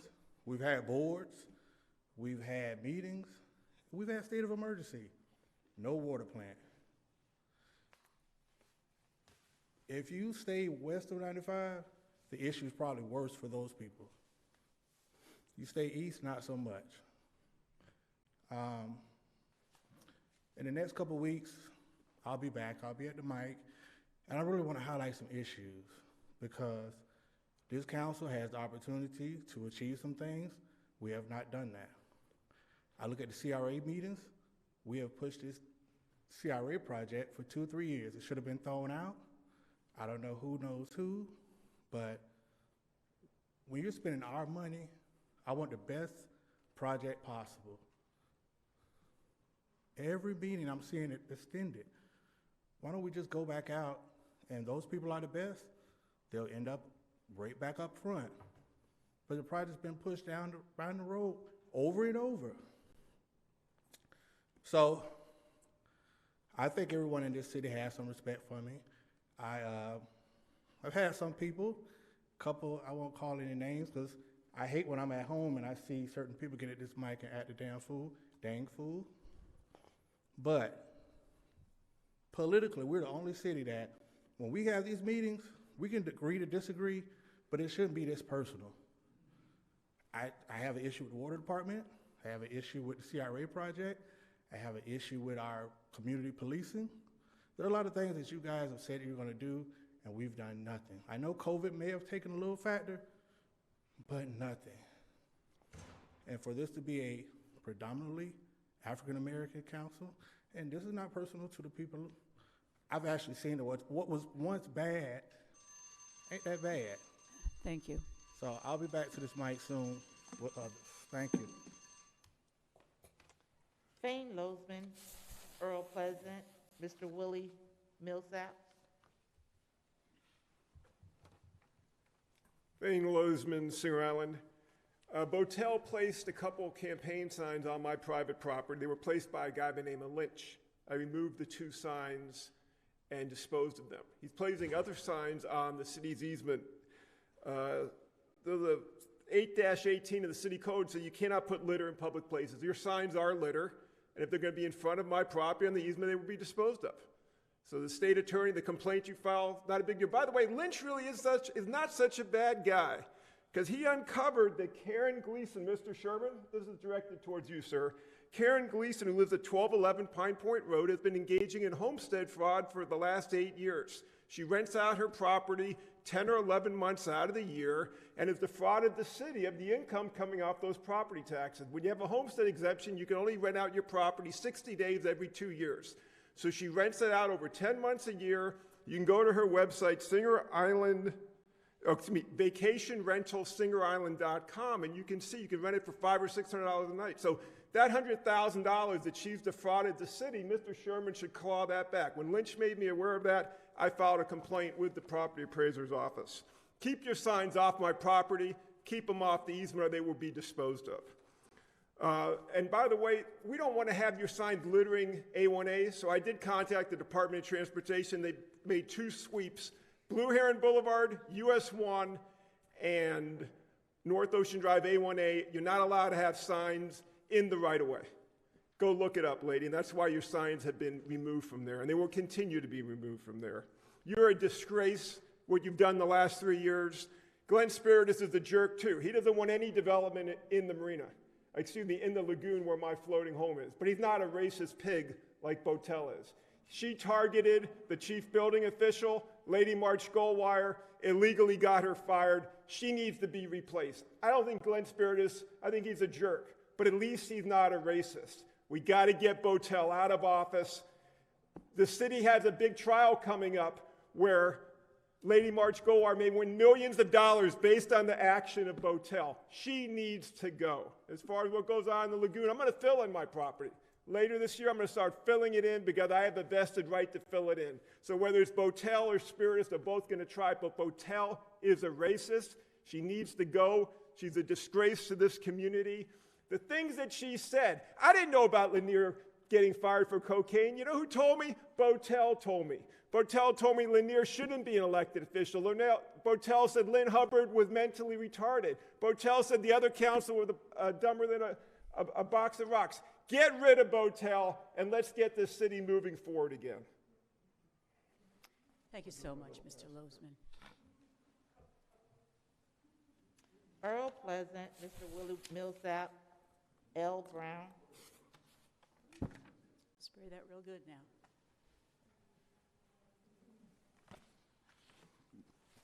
Good evening. Good evening. Good evening, everyone. I'm addressing this message for the city manager. 6 months ago, I came to the city manager. I wrote a letter about the tri-party agreement at Pleasant Plaza. I haven't heard anything about it, nothing concrete. I'm not trying to put the city manager on a spot, but I would like to know what are they going to do about that tri-party agreement. Like I said, it's been 6 months. I've been given word that it's over here or over there, but I haven't talked to anyone to find out, and I would like to know, Manager, what's going on with it. And let me give you just a brief history of that tri-party agreement, which was something that the city did for me. So I'm not coming up here complaining, but I would like to get an answer. Thank you very much. Mr. Willie Millsap, Keena Brown, John Miller.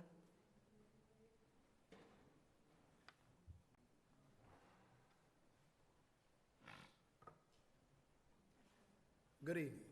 Mr. Millsap, 562 West 6th Street, Riviera Beach.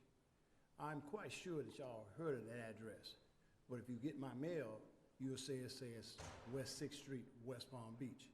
Now, it's bad that we have to go through the procedures of every year they say they want to do a count of how many people we have. But when we come down to the basics of it, the VA hospital is located in West Palm. The water slide is located in West Palm. But we don't have anything in the city of Riviera to be acknowledgeable for. Can somebody tell me, when will the individuals that live in the city of Riviera Beach get recognition west of the railroad tracks? I have portraits, I have seen portraits, let me clarify that. In the city of Riviera Beach, building department, I've seen them in the CRA. I've seen Single Island, I've seen West Riviera Beach, but I haven't seen anything considering of the west of the railroad tracks for the people.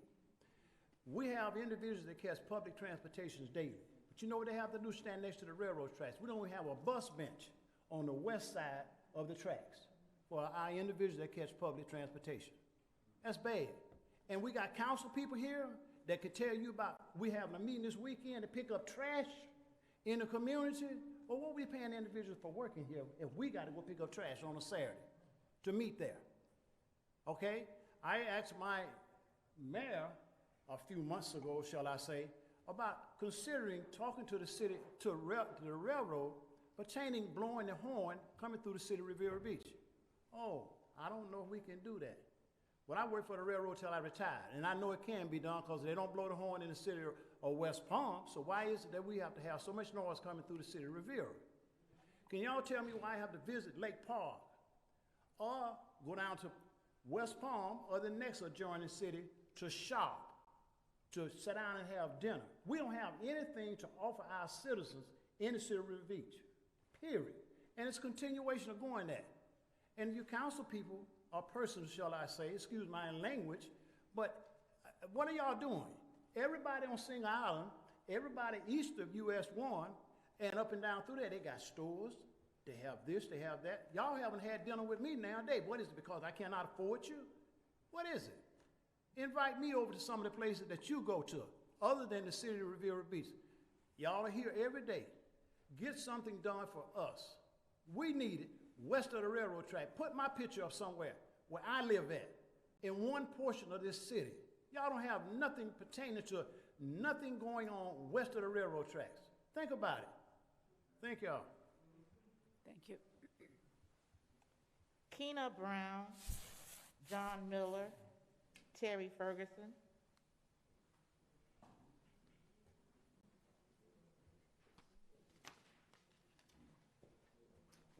Good evening. I actually wanted to speak on item 20, but I'll talk about it now, waste management contract. Just state your name and your address Keena again. Brown. Thanks. I'm coming on behalf of Skilled Management and Maintenance Services. I would like council to really look into this waste management RFQ when it goes out, because a lot of the gated communities are suffering. We paid through our water bills, we paid through our HOA fees to subsidize the services of waste management.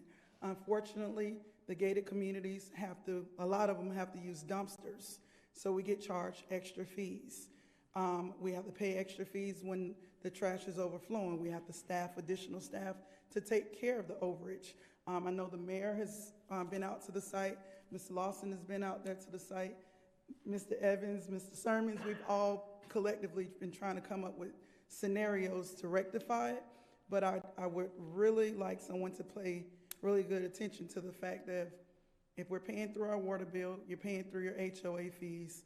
When we put it out to bid, we need to make sure that whomever we select or whoever responds to RFQ takes into consideration that we only want to pay one time and we want the same service throughout the whole 8 square miles of the community. We don't have recycling. We don't have a lot of different things that other communities have within the community that we just don't have just because, and it's just not fair. I've met with Ellen, we've met with Waste Management on several occasions, so please take that into consideration when that goes out. And please do a lot of community forums so you can get the feedback from the residents. I know you guys did a couple of phone calls, and I'm sure people gave their feedback, but the input from the residents need to be a part of that process as well because it's a constant chirping within the community. Thank you. John Miller, Terry Ferguson, Cindy March.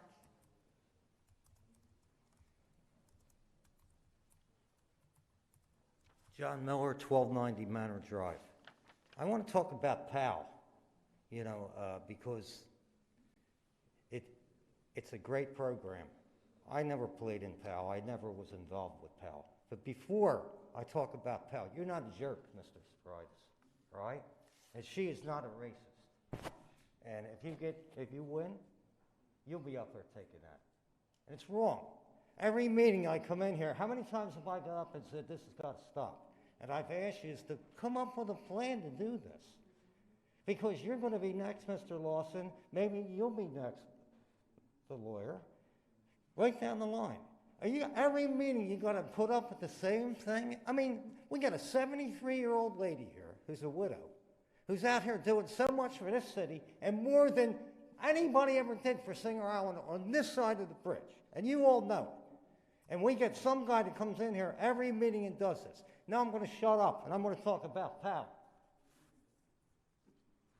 I grew up, and it was not, I grew up in but what do you want to call it now? They call it a dysfunctional household with a really bad alcoholic father.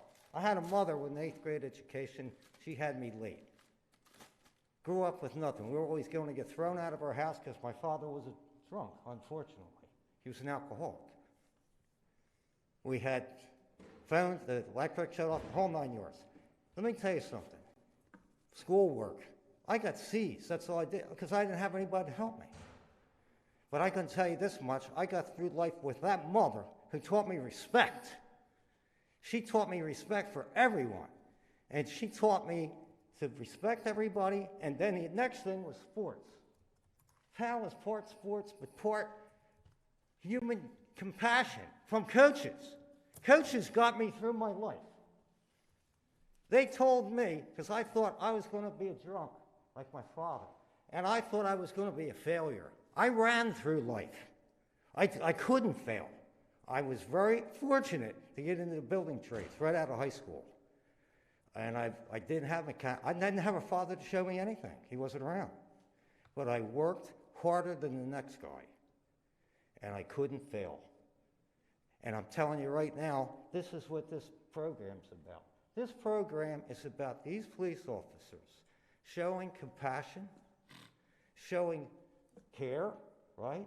Just like the coaches did to me. And I didn't go around a cop because I was scared because they were coming in the house taking my father away for domestic abuse. It scared me. And then my wife over here, 50 years, her father was a New Jersey State Trooper, 6'3", 250 pounds. So I didn't go around until I was a senior in high school. But what I'm telling you, this is a great program, and please get behind it to help these young people. Thank you. Thank you, John. Terry Ferguson, Cindy March, J.B. Dixon. Good evening. Terry Ferguson. I'm representing Riviera Beach Cares, Homeless Coalition for Families. I want to first of all thank you, council persons, for your support with the organization. and share with the people of Riviera Beach what we do. We were established as a 501c3 in 2020, and our primary goal is to provide emergency shelter within 12 to 24 hours for homeless families, meaning they need to have a child 18 years or younger. It's already started. We just this week have been working with, actually for the last 2 weeks, a citizen of Riviera Beach who is a single mother. She has 2 sons, and one son is actually autistic nonverbal. She had issues with her landlord. She lost her place of residence. She had issues with the housing authority and no place to stay. We provided her with food, hot meals for her family. We provided them with gas, and we provided them with emergency shelter. In addition to that, we worked alongside her with the housing authority to make sure that she got her voucher, which she was having difficulty with and didn't understand how to use. Got her voucher, so she's now looking for more permanent shelter. We continue to walk with those that we help until they find a place to live. This is a serious issue. The moratorium has been extended by President Biden until March 31st, which gives us a little bit of time, but people are still continuing to be evicted. As you know, the employment rate is very high, and people are also have, they may be working, however, their income has been cut, and that is another issue that I've been working with families. So I appreciate contribution. Councilman McCoy has granted through his community funds, and I know that the council has also spoken about and was in favor of including Riviera Beach Cares in the budget, and I really would appreciate that as we are helping to house the citizens, the families, and the children here in Riviera Beach. So on behalf of myself, on behalf of my board chair, Ms. Billy Brooks, we want to thank you for your support and thank you for the opportunity of serving the people of Riviera Beach. Thank you. Cindy March, J.B. Dixon.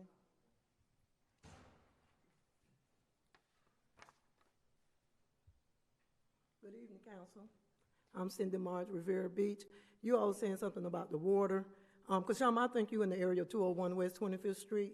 I mean, if you have time, you're welcome to stop by and check the water, because the water is deplorable. It's very deplorable. And last I checked, Singer Island is part of Riviera Beach. Let's not get that misconstrued. And that's the problem. We getting it misconstrued. It's only one city. And yes, Botel might be taking the money and doing it on Singer Island, but it's still part of Riviera Beach, number one. Number two, we can agree and we can disagree. And I also want to say thank you to the police officer for that accurate police report on behalf of me and Lady March. When I stand here, 99.9%, it's mostly personal with Lady March, okay? So I never did say thank you, but the police report, I was greatly satisfied with it, because we don't come over here for foolishness, period. Number two, Botel, I'm not going to go so far out as saying you racist, but you had a lot to do with the dismissal of Miss Lady Goldwire. Deirdre orchestrated for her to be fired so Evans can come back. So Deirdre did what y'all told her to do. I have the flyer. State attorneys have the flyer. So I don't agree with everything Fane say. He not a friend of mine. Nobody give me a script to read like I'm in Easter Sunday School program. I say from my heart. Because when I tell you, Lady is part of me. And what you did was very despicable. And you do need to be disposed. Enough is enough. It's not, I don't care if you're black or white. Like I said last meeting, do what's right. You don't have to go around giving out free turkeys, bicycles, and Easter basket to the minority, because we better than that. You understand me? We are much better than that. Why don't you all give loans and help the minorities, get restaurants around here? You go to Orlando, it's a restaurant on every step, 100 feet. Why we can't do it over here like y'all doing on Single Island? This is one city, and you all need to start treating it like it's one city. And when you separate the two cities, then you think you're doing a better job. You're not doing a better job. You're not doing a better job. You're misleading people. And once a person hear a lie and continue to hear the same thing, it seems like it's the truth. But you're not doing anything. You got that smirk on your face. Your time coming. I don't care if you get reelected. God got the last say-so. I'm telling you, you're going to get what's coming to you. You might be up now, but you need to go through the valley. You need to understand how to get out the valley and appreciate life. Because we had to struggle. Lady come from a fine set of parents. And for you to hate on her the way you did, and you all orchestrated, she didn't even know she was getting fired till somebody that was a non-employee test her telephone. That don't even work with the city of Riviera Beach. You don't have to interrupt me. I know that my time is up. It's done. Thank I can see. J.B. Dixon.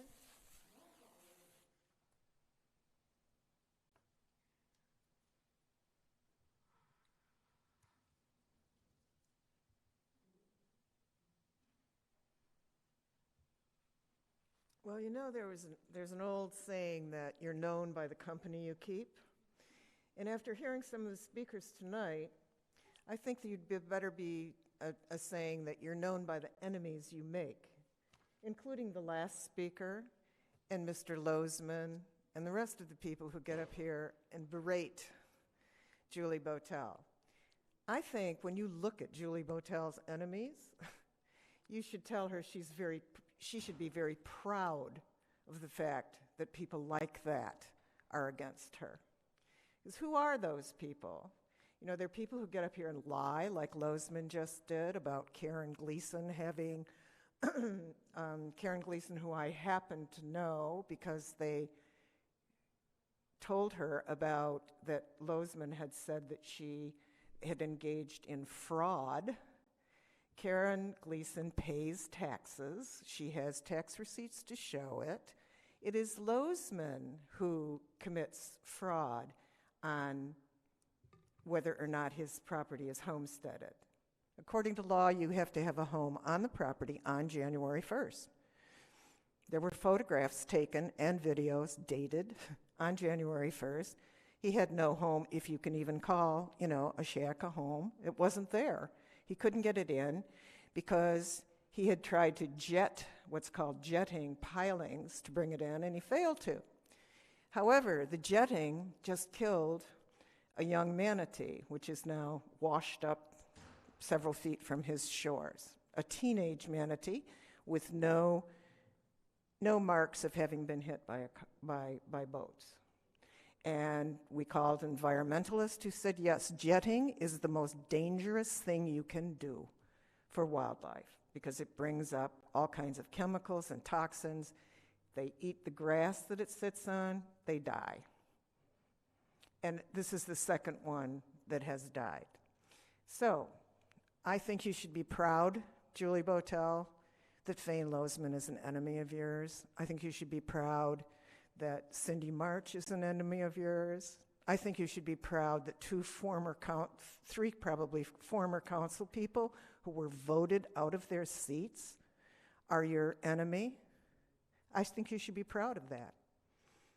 And I think that you should be proud that people who were fired by the city are your enemy because they know that they were wrong.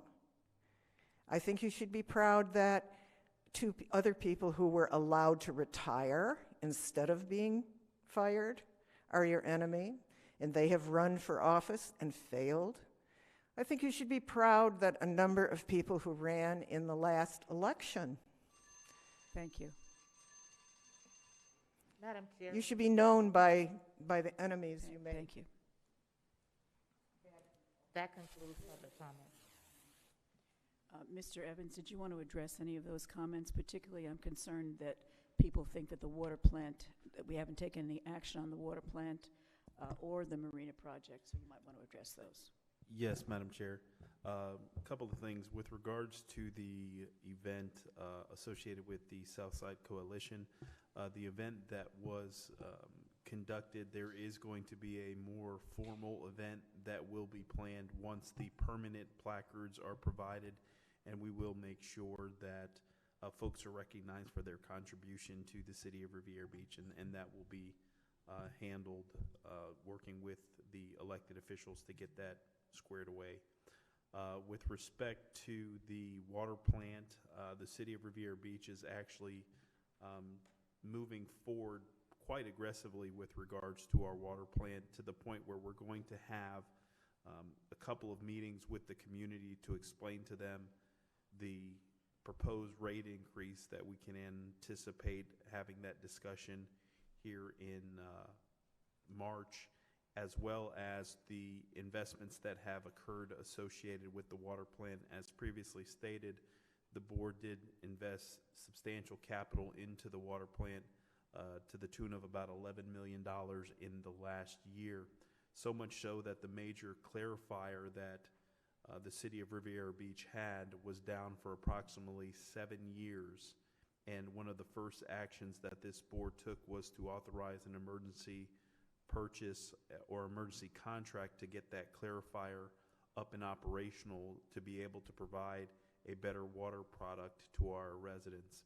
We have entertained multiple conversations and discussions with our consultants. We are working on a tentative site plan for the water treatment plant and moving forward with what the exploratory phases are with respect to the water plant, to the point where we're making enough progress associated with the water plant that we've been approached by other municipalities that are interested in possibly connecting with the city of Riviera Beach. We look to be able to deliver this plan in a 5-year window, but we are making substantial steps to improve the existing quality and then ultimately move forward with the water treatment plan. And we're going to have a community meeting and a discussion that will speak more specifically to that. With regards to the CRA projects, we had a very productive meeting with the council, and they've provided direction as to how to move forward.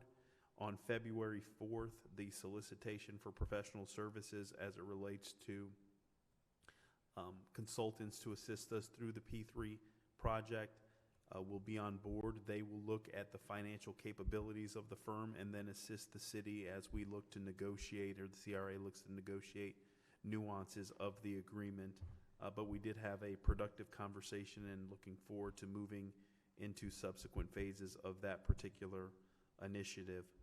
As it relates to community policing, I will have Chief Osgood provide some insight and some perspective to the resident with regards to community policing and some of the things that they're looking to do.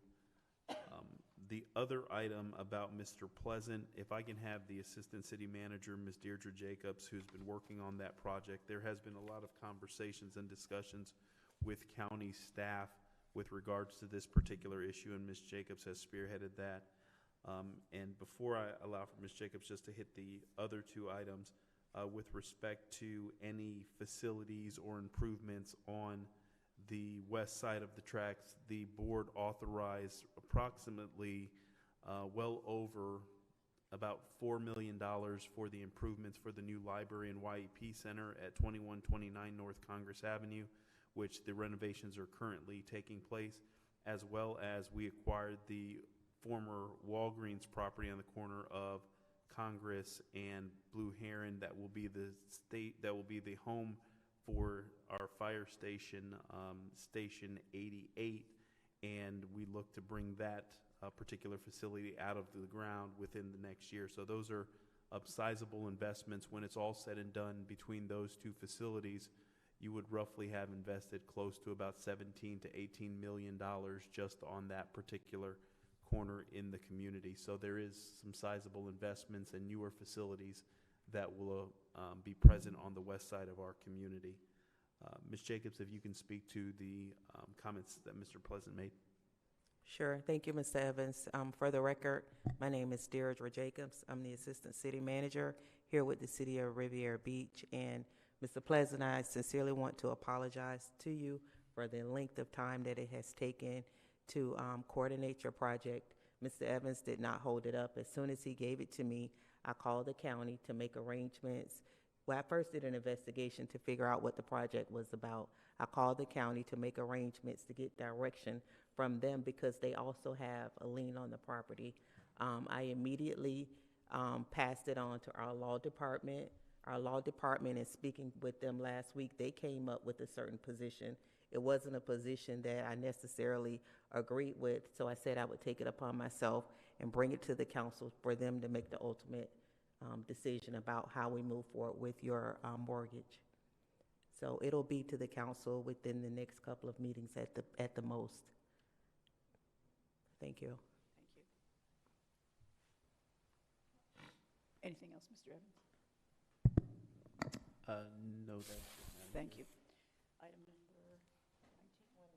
Item number 20, discussion on the upcoming request for proposal for solid waste services.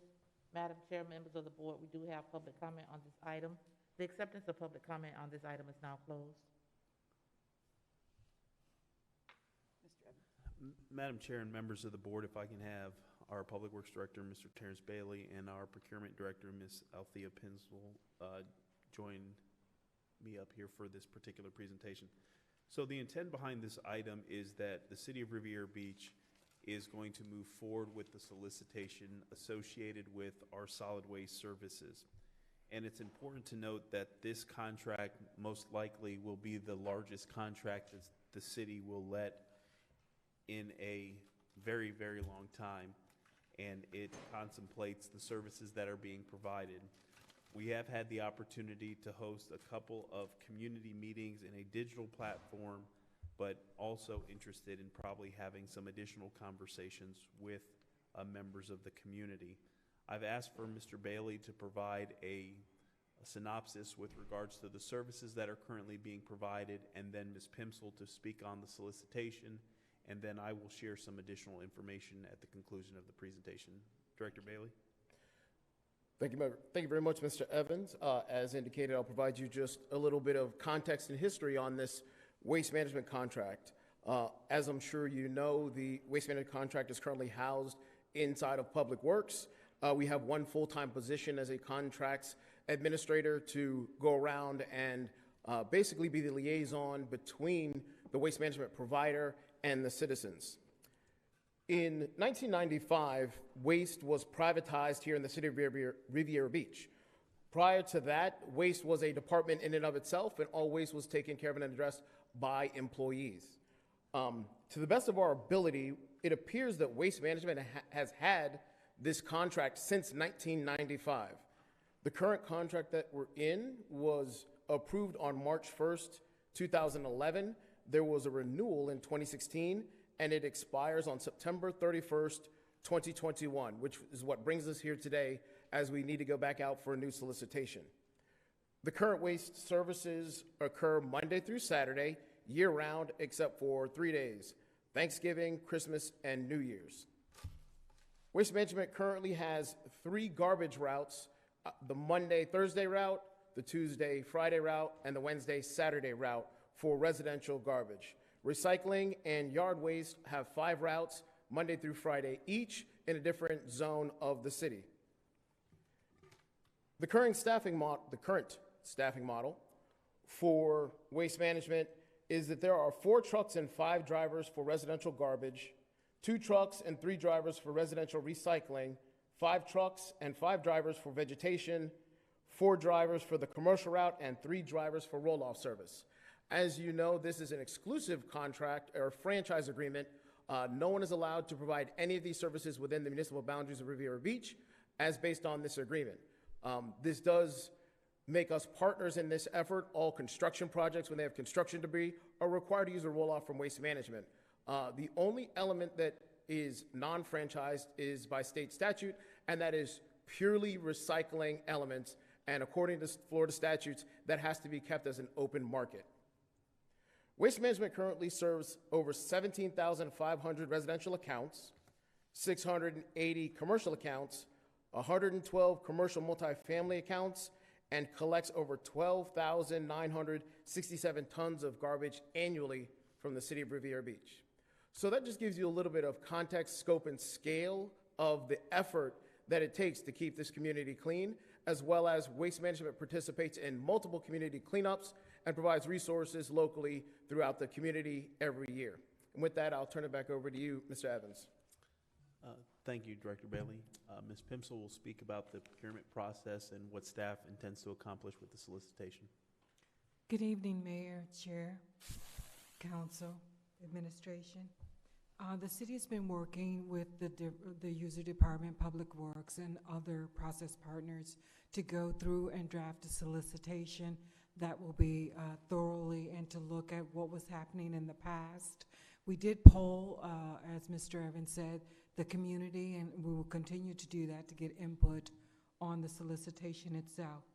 The contract expires September 2021, so it's our goal to get a solicitation on the streets by the end of February at the latest, and to have something before you in a couple of months. The solicitation itself has some components, of course, for evaluation, public outreach, the responsive and responsible bidder. We talk about some of the benefits we would like to see to the city in the contract award. So for public outreach, of course, we will do whatever outreach is necessary to ensure that there is local participation, and also that we include the community in terms of employment opportunities as well. And so we will work with the awarded firm for those outcomes. The responsible and responsive bidder, the evaluation criteria will be used to determine who is the responsible and responsive bidder. And we have laid that out very clearly, and we're still fine-tuning a couple of points, but we will do an evaluation by the selection committee, and then we will bring that short list before you for oral presentations. Community benefits. We will, in the event that the incumbent does not get the award, we will have a transition plan to ensure that there's minimal disruption to the city for these services. One of our asks will be whether they would consider having a satellite office within the city limits to be able to assist the city customers. Also, we want to be sure that they will take part in community cleanup and beautification activities. We want this to not just be a contractor, but a partner with the city in helping us keep the city clean and helping provide the highest quality service that we can to our citizens. The contract award will consist of us bringing to you the shortlisted firms, and from there they can have oral presentations with you, and each proposal will be evaluated individually and in context of the other proposal. The city is not bound by the recommendation of the evaluation committee, and of course it retains the right to accept or reject the evaluation committee's recommendation in determining the best overall proposal. Also, in the event there are irregularities, to be able to discuss and waive any of those irregularities. Mr. Evans, I turn it back over to you. Thank you. Thank you, Ms. Pimsel. Madam Chair, members of the board, when we did have our conversations with the community, in those discussions, there was not a overwhelming response from the community about the possibility of insourcing this particular operation. But I think that was predicated on the digital platform, as well as we were in the throes of COVID, and a lot of folks had a lot of other things on their plate. But I think if we were to go and have some real substantive conversations with the community and provide them with some additional factoids, there is possibly the opportunity to consider to insource this particular operation. In the memorandum, the 5-year agreement is contemplated to be worth approximately $90 million. In the event that the extension is provided for a 10-year agreement, you can see something upwards of close to $300 million. So, as Mr. Bailey communicated, that the city chose to outsource this operation back in 1994, 1995. The rate that residents pay in Riviera Beach versus other communities. Riviera Beach charges $11.92. The town of Jupiter, which is a city-ran operation, is $13.92, and West Palm Beach is $17.60. The anticipated revenue collected from waste management is upwards of approximately $8 million, and the administrative fee that the city collects associated with the franchise agreement is approximately $1.7 million. So as staff looked at this particular initiative and what it would take to conceivably spool up a Riviera Beach solid waste department, we project the capital outlay to be roughly about $21 million. That would include vehicles, totes, dumpsters, and compactors. The city would need to generate roughly about $2.5 million annually to cover the debt associated with those capital costs. And in the event that we wanted to look to move forward with a solid waste operation here in the city of Riviera Beach, you would have to add about $5 to $6 per month to your residential rate to be able to move forward with a solid waste operation starting in 2026 or 2027. The projected cost at that particular time with a 3.8% escalator would be the first year about $17.95 going up to $23 or $21.43. To be able to constitute the operation, we think that you're going to need 23 FTEs. The projected annual personnel cost would be roughly about $2 million. The number of solid waste vehicles would be 25. Workers' comp annual cost would be approximately $40,000.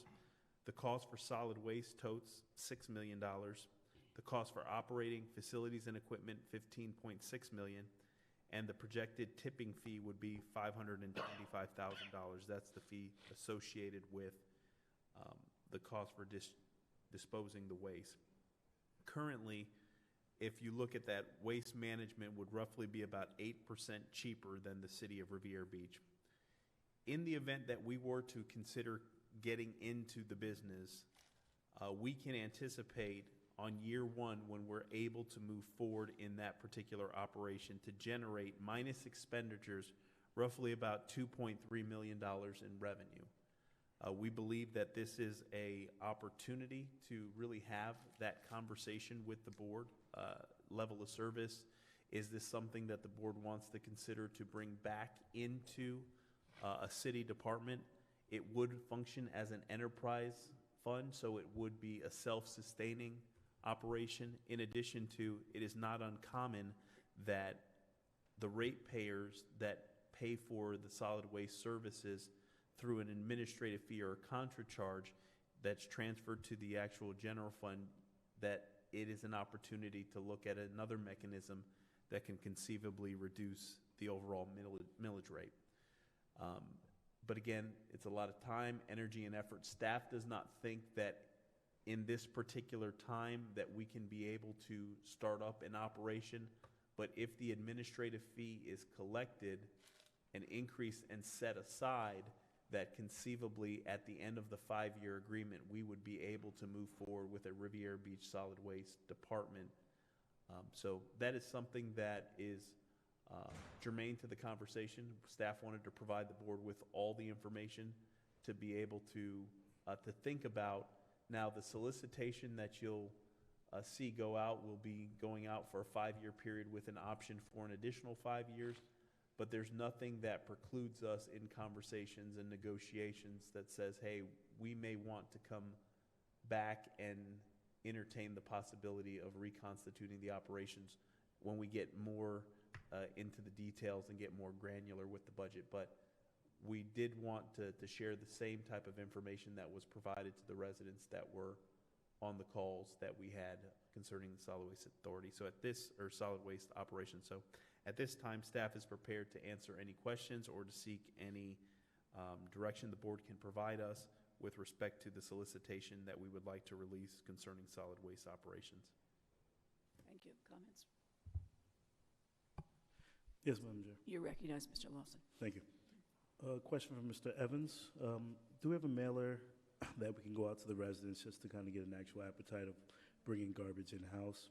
I know that during COVID and the community calls that we hosted, it wasn't much of an opportunity for them to participate. So can we send a mailer out to all residents to really kind of have them engaged and involved, in addition to some additional community charrettes? Because if we're going to put this RFP out and make a decision within the next few months, I want to really get a feel for what the community wants, so that if we do a 5-year with a 5-year extension, we can know if they want us to bring it in-house or not. Madam Chair, if I may, we can do a mailer with a self-address where people can actually vote and then send it back in, as well as an online version as well. But if it's the board's pleasure, we can do. I think an online and a mailer would give us some good insights to just get a feel for what our community is looking for. Go ahead. Thank you, Madam Chair. Second question was the qualification. Is this going to be price-based? Are we looking at a price-based or qualification-based responses, RFP? This is going to be a request for proposals, so it's going to be, whatever their proposal is. Now, based on, the level of service and what the entities are able, you can move through those particular proposals, but it's not solely based on the price, if I'm not mistaken, Ms. Pimsel. Okay. And are we anticipating any an increase or decrease in our cost? Based on the conversations that we've had with solid waste providers, they have all said be prepared for increase associated with solid waste operations, especially that the commodity market in China as it relates to recyclables is diminished exponentially. And so most of the things that are recycled end up making its way to the incinerator or what have you, because they're contaminated, and China's not accepting the recyclables so as they used to. So there is a anticipation that costs will go up. And timeline, we're looking to have this RFP out by the end of this month? Yes, sir. Okay. Thank you, Madam Chair. Madam Chair? You're recognized, Commissioner Blair. Thank you. I just wanted to, I know that going in-house is going to be considerably expensive for the residents. And I like the idea of looking at the 5 and 5 so that we can be in a position to say or call if we want to be able to do it in-house. I'd also like to look at the SWA process and how they created more opportunities for small and minority businesses. So the contract that they just kind of redid, was brought to the county, and we probably can learn something from how they constituted their process. And also, too, I want to make sure that when we're looking at this type of work, that we're looking at entities that have experience in doing this kind of work. People don't think about garbage. They don't think about where it goes, what happens to it. But then you get your property taxes and it's something going on here. So we have to make sure that, we're looking at, increasing for our water rates to do a new water plant. So we certainly want to look at the increase that certainly will happen if we want to do in-house for waste management. So I think that in this process, because we can't do this in-house, by November, that's impossible. So when we're looking at a contract for the city, we need to look at those type of things, and especially community benefits. When people come to the city and do business, there needs to be much, much more given to the residents, not the council, the residents of the city, for them to do business in the city. So I certainly look forward to this process and hoping that issues such as community benefits and looking at more small and minority businesses, and even looking at public-private partnerships with doing this. I mean, I think the opportunities are there for us to be very creative in how we go down this road, because this is something that will never go away. So we need to be very mindful of how we move forward with this. But I certainly want to make sure that community benefits and experience plays a big part in how we move this process along. Thank you. Thank you. Anyone else? Madam Chair? You're recognized. Thank you, Madam Chair. Just one more statement. Mr. Evans, if we can have our consultant take a look at this in reference to local minority participation prior to bringing it back before us, so we can have some comments from Mr. Lee and our other consultant that we've hired, just to make sure that we've maximized the local and minority participation as well. Thank you. I was just about to make that recommendation. Actually, I'm a member of the Palm Beach North Chamber Sustainability Committee, so garbage is near and dear to my heart. I've actually visited the Solid Waste Authority plant, and I recommend it highly as you could take your kids there. I love that place. But you know that I'm very concerned about the environment, so I would think that any company that we deal with, whether it's waste management or another one, I would want to be sure that they're using at least low emission vehicles, if not electric vehicles. I think, that we've got to look to the future and try to reduce the emissions that we have from our own cars as well as the companies we employ. So that's one thing I'd want to look at.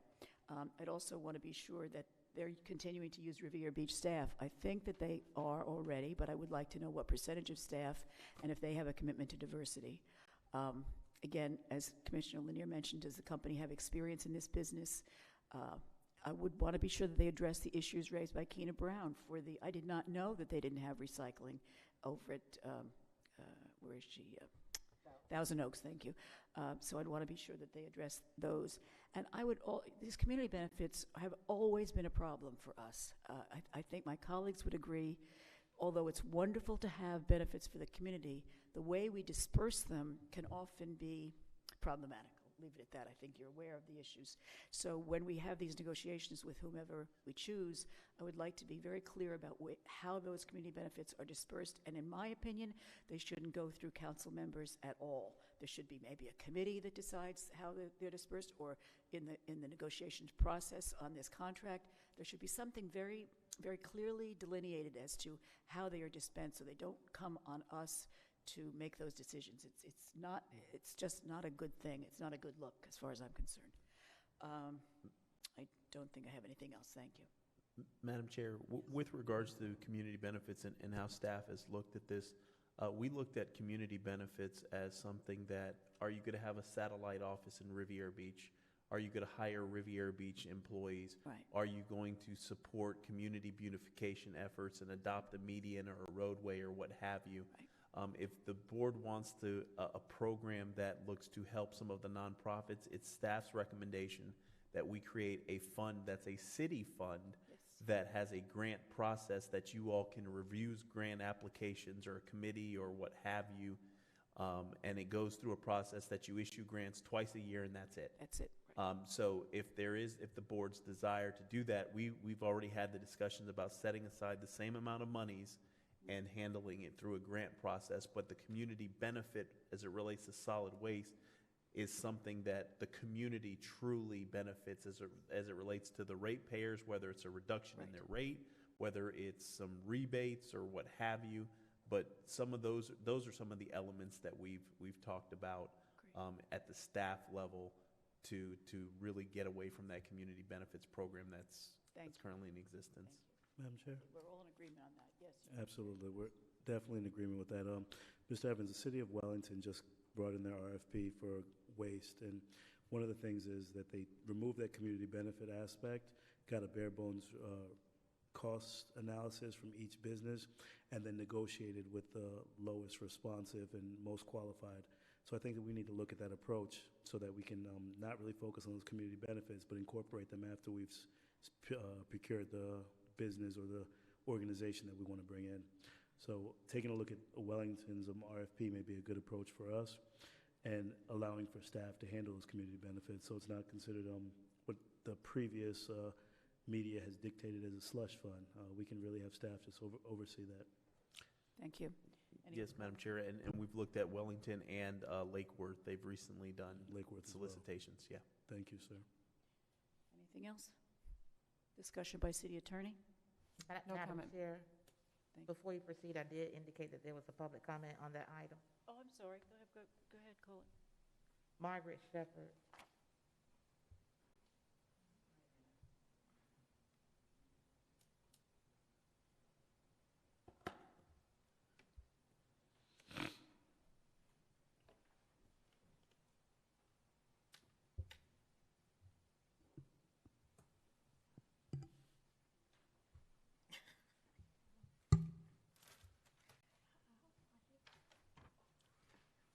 Margaret Shepherd, Riviera Beach.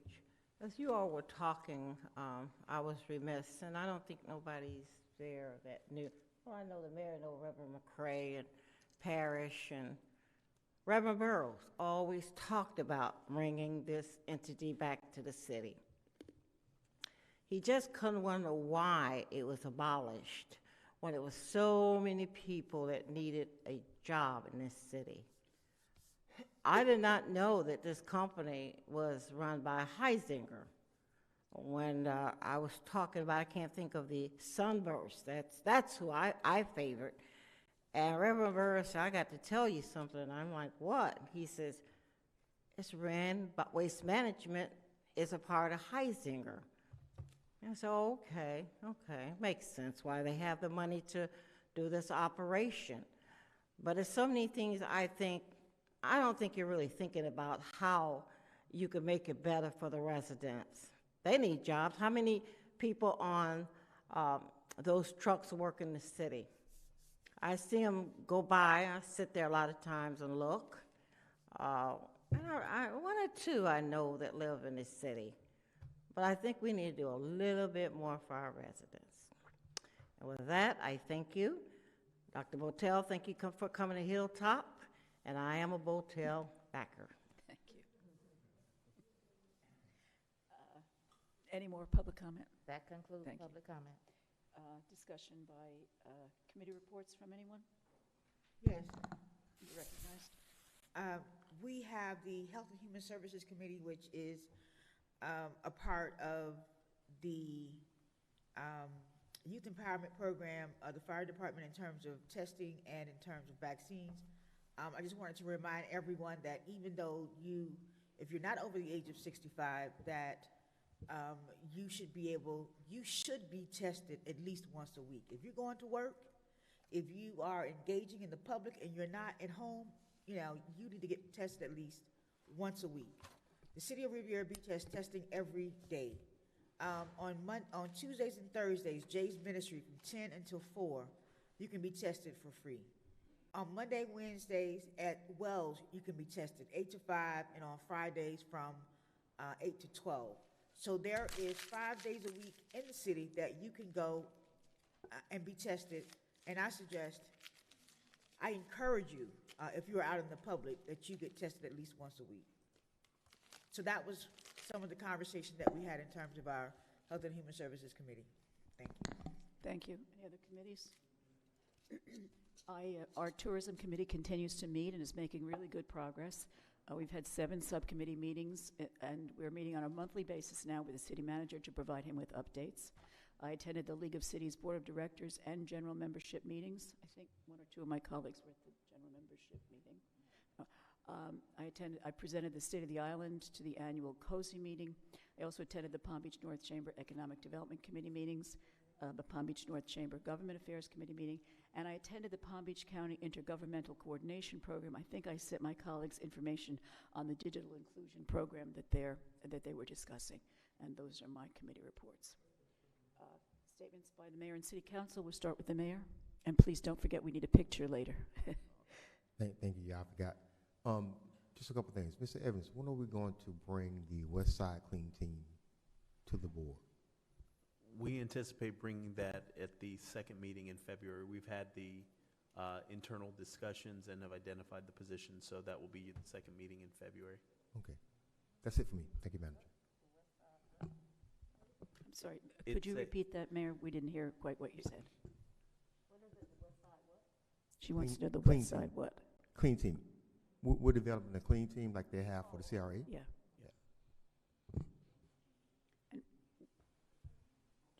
And while you're on that topic, we do have one scheduled for Singer Island, but I don't know the date. Do you know the date? I would have to defer to Ms. Jacobs. She's the neighborhood cleanup czar. And Sammy. And Sammy. Don't forget Sammy. Yep. I'll get you the dates. I know we'll have one here in February, and then March will be on the island. Thank you. Mr. Lawson. Thank you, Madam Chair. I just want to share with my colleagues and residents a few initiatives that my office is going to be rolling out during the month of Black History Month this month. During the week of February 15th through the 20th, we're going to be declaring this as Shop Black Businesses Week. And our goal is to seek and to encourage individuals to shop and patronize some of our local Black businesses and entrepreneurs in the city of Riviera Beach. In addition, we're going to be doing interviews out of the Office District Council 5, which is going to be about the trailblazers and the pillars of our community, the ones that have done a remarkable thing in the community and around our community.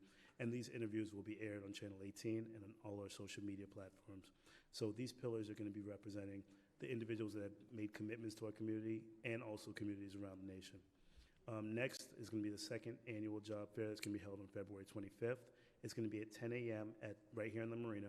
Employers will be participating from different arenas of marine life, food and beverage, manufacturing, healthcare, banking, construction, and many more. So please look out for those details. We're going to have that actually broadcasted in the next few weeks. Finally, my offices are going to be bringing back the community mental health forums. We actually stopped them because of COVID and social distancing, but we did do a few forums online. We're going to be addressing the stigmas of mental health, and we're going to be starting this month and really addressing them within the African-American minority community. On February 16th from 7 to 8:30, we're going to be having our first in-person mental health forum at the Lindsay Davis Center. And on February 23rd, we're going to be held from 7 to 9 at the Brooks Center. So these information will be out on social media, on the city channel, and on Facebook through the City of Riviera Beach. So any other questions or concerns, you can always reach out to my office. Thank you, residents. Thank you. Mr. Miller-Anderson. I don't have any comments tonight. I just wanted to say I'm glad to be back. I appreciate all the calls and the text messages that I received from many of you while I've been out sick since mid-December.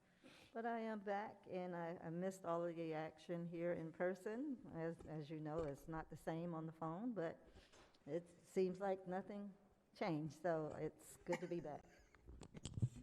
Thank you. It's good to have you back. Ms. Lanier? I just wanted to, a couple of things. The Happy Black History Month for everyone here. We are looking to, with Ms. Ladia Franks, who is the Assistant Director for Parks and Recs, Marion Dozier, who is a part of our Communications Department, we are working to celebrate the city's 100 years. Next year, September 29th, 2022, the city will be 100 years old. So we're looking to have a planning committee and start working on that celebration so that there is a lot of history in the city of Riviera Beach. I mean, a lot in terms of the neighborhoods, how they got their names, the people who founded this area, and I think that it would be a good thing that the city can engage in something positive for where we live and how we treat and view our city now. Second of all, we are excited about making sure that the program Hope Dealers will be a part of programming for the city of Riviera Beach. We're looking to bring those individuals online in March. Another serious note here, and I'm going to get even more serious. There has been some chatter about Mr. Evans making money as a CRA director, and he's making all this money, and he's got all this money coming in. The man has not made a dime since been appointed the CRA director. I want to dispel that rumor, because the first rumor was about the sheriff is gonna come in and take over the city of Riviera Beach, and there's gonna be no more Riviera Beach police. That was a lie. And what happens is when these rumors and lies get started, last Friday, I got in my mail a picture of a lady, a dead woman in a coffin, and says, "Don't you be next." So we are looking at people who are rumor mongering. They are lying. They are getting people upset. And as you know, based on what is happening in the national news, that when you get people riled up, when you get people, this is about politics, this is about business. And when people send me a copy of a dead woman in a casket and said, "Don't be next," I take it as a death threat. And so what happens is that we have put ourselves in a position where it becomes more than politics now. The police has become involved. The postal inspector has become involved. The FBI has become involved, and it will be investigated to the fullest. So we have a situation where, I mean, you saw tonight, people come to the mic and they have, you know, this venom and they're lying, and people take that information and they use that and they make assumptions about the kind of person that you are instead of saying that that's that person's politics and that is not who that person is. So I want to caution individuals who are living in this city who are sending documents like this to elected officials. It is against the law and you will be prosecuted. So if you think that this is going to stop me from being outspoken about the lies, about how they slander individuals, calling Botel a racist, all of those things, I mean, constantly saying those things about an individual who's an elected official. So when you have this kind of rhetoric that continues to go on and on, this is the result of that. So I caution anyone, if you have issues about a person's politics, then you get them out the seat. You work to get them out and you vote against them. But you don't send them death threats as if that is going to change the way they're going to voice their opinion and say what they want to say, because it will not stop me. And if it is wrong, and it is not for the residents that live in this city, the people who live in this city, not people who live outside of the city. If you don't live in this city, then I don't know what you need to have going on. But if you live in the city of Riviera Beach, I am for what is right and for what is best for the residents that live here. Nobody else. And that's just being biased. Say it, you can say how you want to say it, but if you don't live in the city of Riviera Beach, I have nothing for you. So I want to caution anyone that wants to continue to send dead people in coffins to me and tell me don't be next. I want you to be able to be cautious of yourself, because this has gotten serious, and now I'm really serious. Those are my comments. Thank you. I have a request of the clerk's office, please. On my agenda, we have discussion by city attorney, then we have city council committee reports, then we have the statements by the mayor and city council, and then we have an adjournment. And we do not have discussion by city manager. So could we adjust that in the future? Thank you. Could we hear from Mr. Evanson? Thank you. I think it's because I talk too much, they just cut my section out. First and foremost, we certainly have additional opportunities for persons that are over the age of 65. We've probably got roughly about 200 more spots available. The number again is 1-888-623-6787. We have 750 vaccines that we will be administering this Friday, but we have roughly about 250 spots, so it's first come, first serve. If you're watching the broadcast or elected officials, if you can reach out to persons through whichever means you have, again, the number is 1-888-623-6787.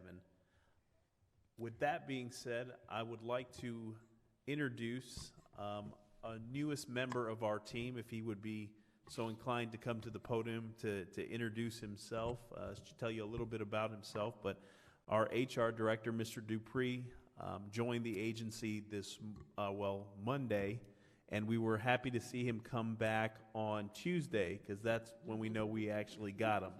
So we're excited to have him on board.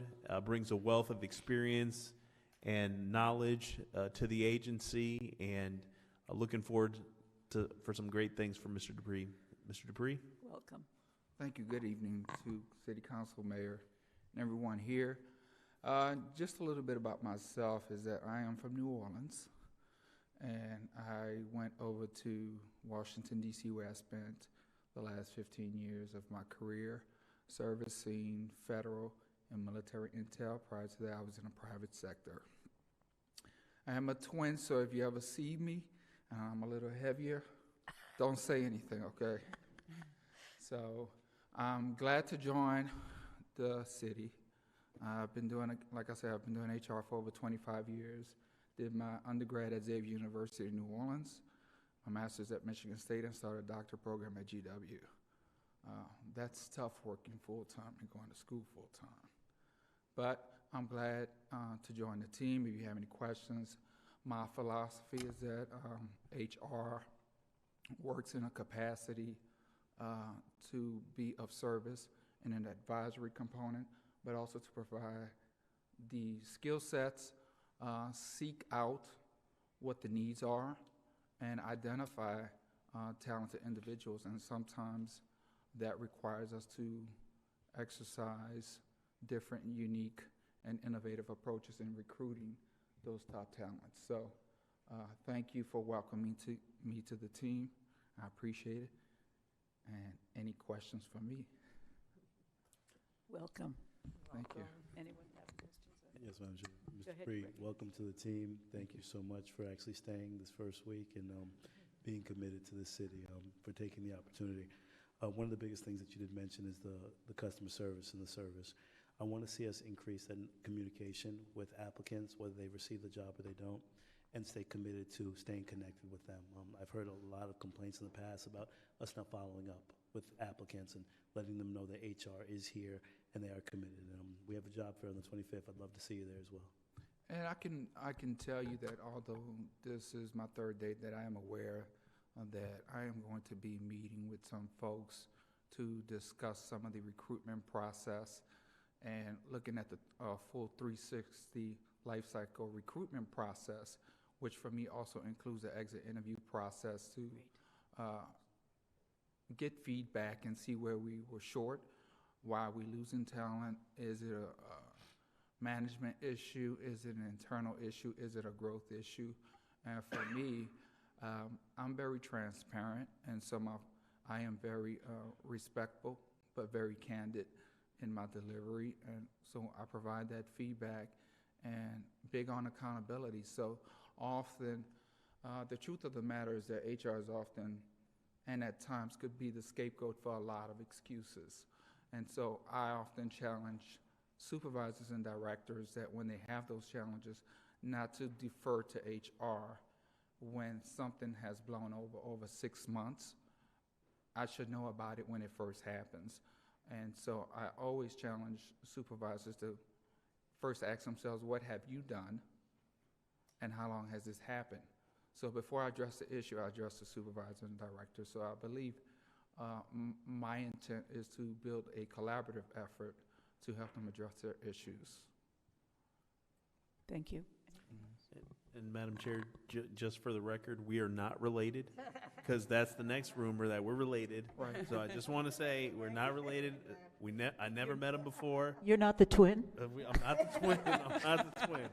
So I was actually asked that when I was here last month. Okay. We have some similarities.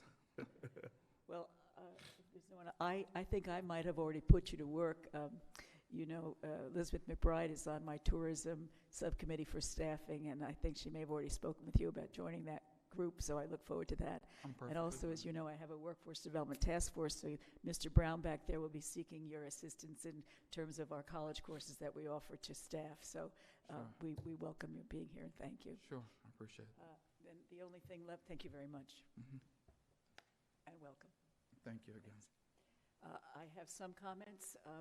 We'll be having a managed mooring field meetings both on February 9th and February 12th. They'll be both virtual and at the Marina Event Center. The February 9th meeting is just for the Sugar Sands condominium owners, and the February 12th meeting is just for the single-family homes on the waterfront where the managed mooring field will be placed.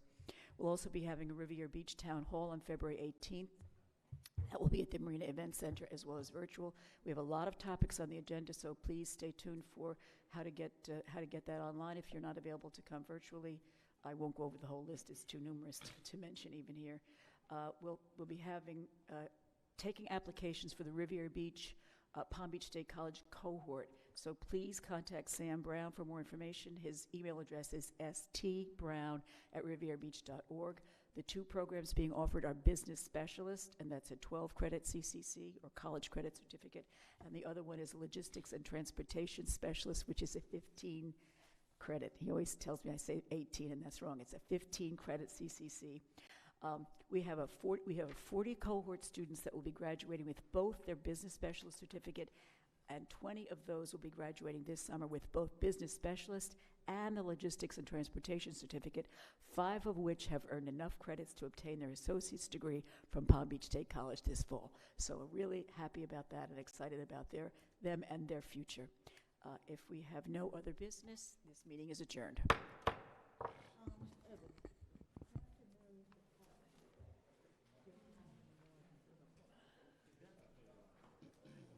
Oh, do we?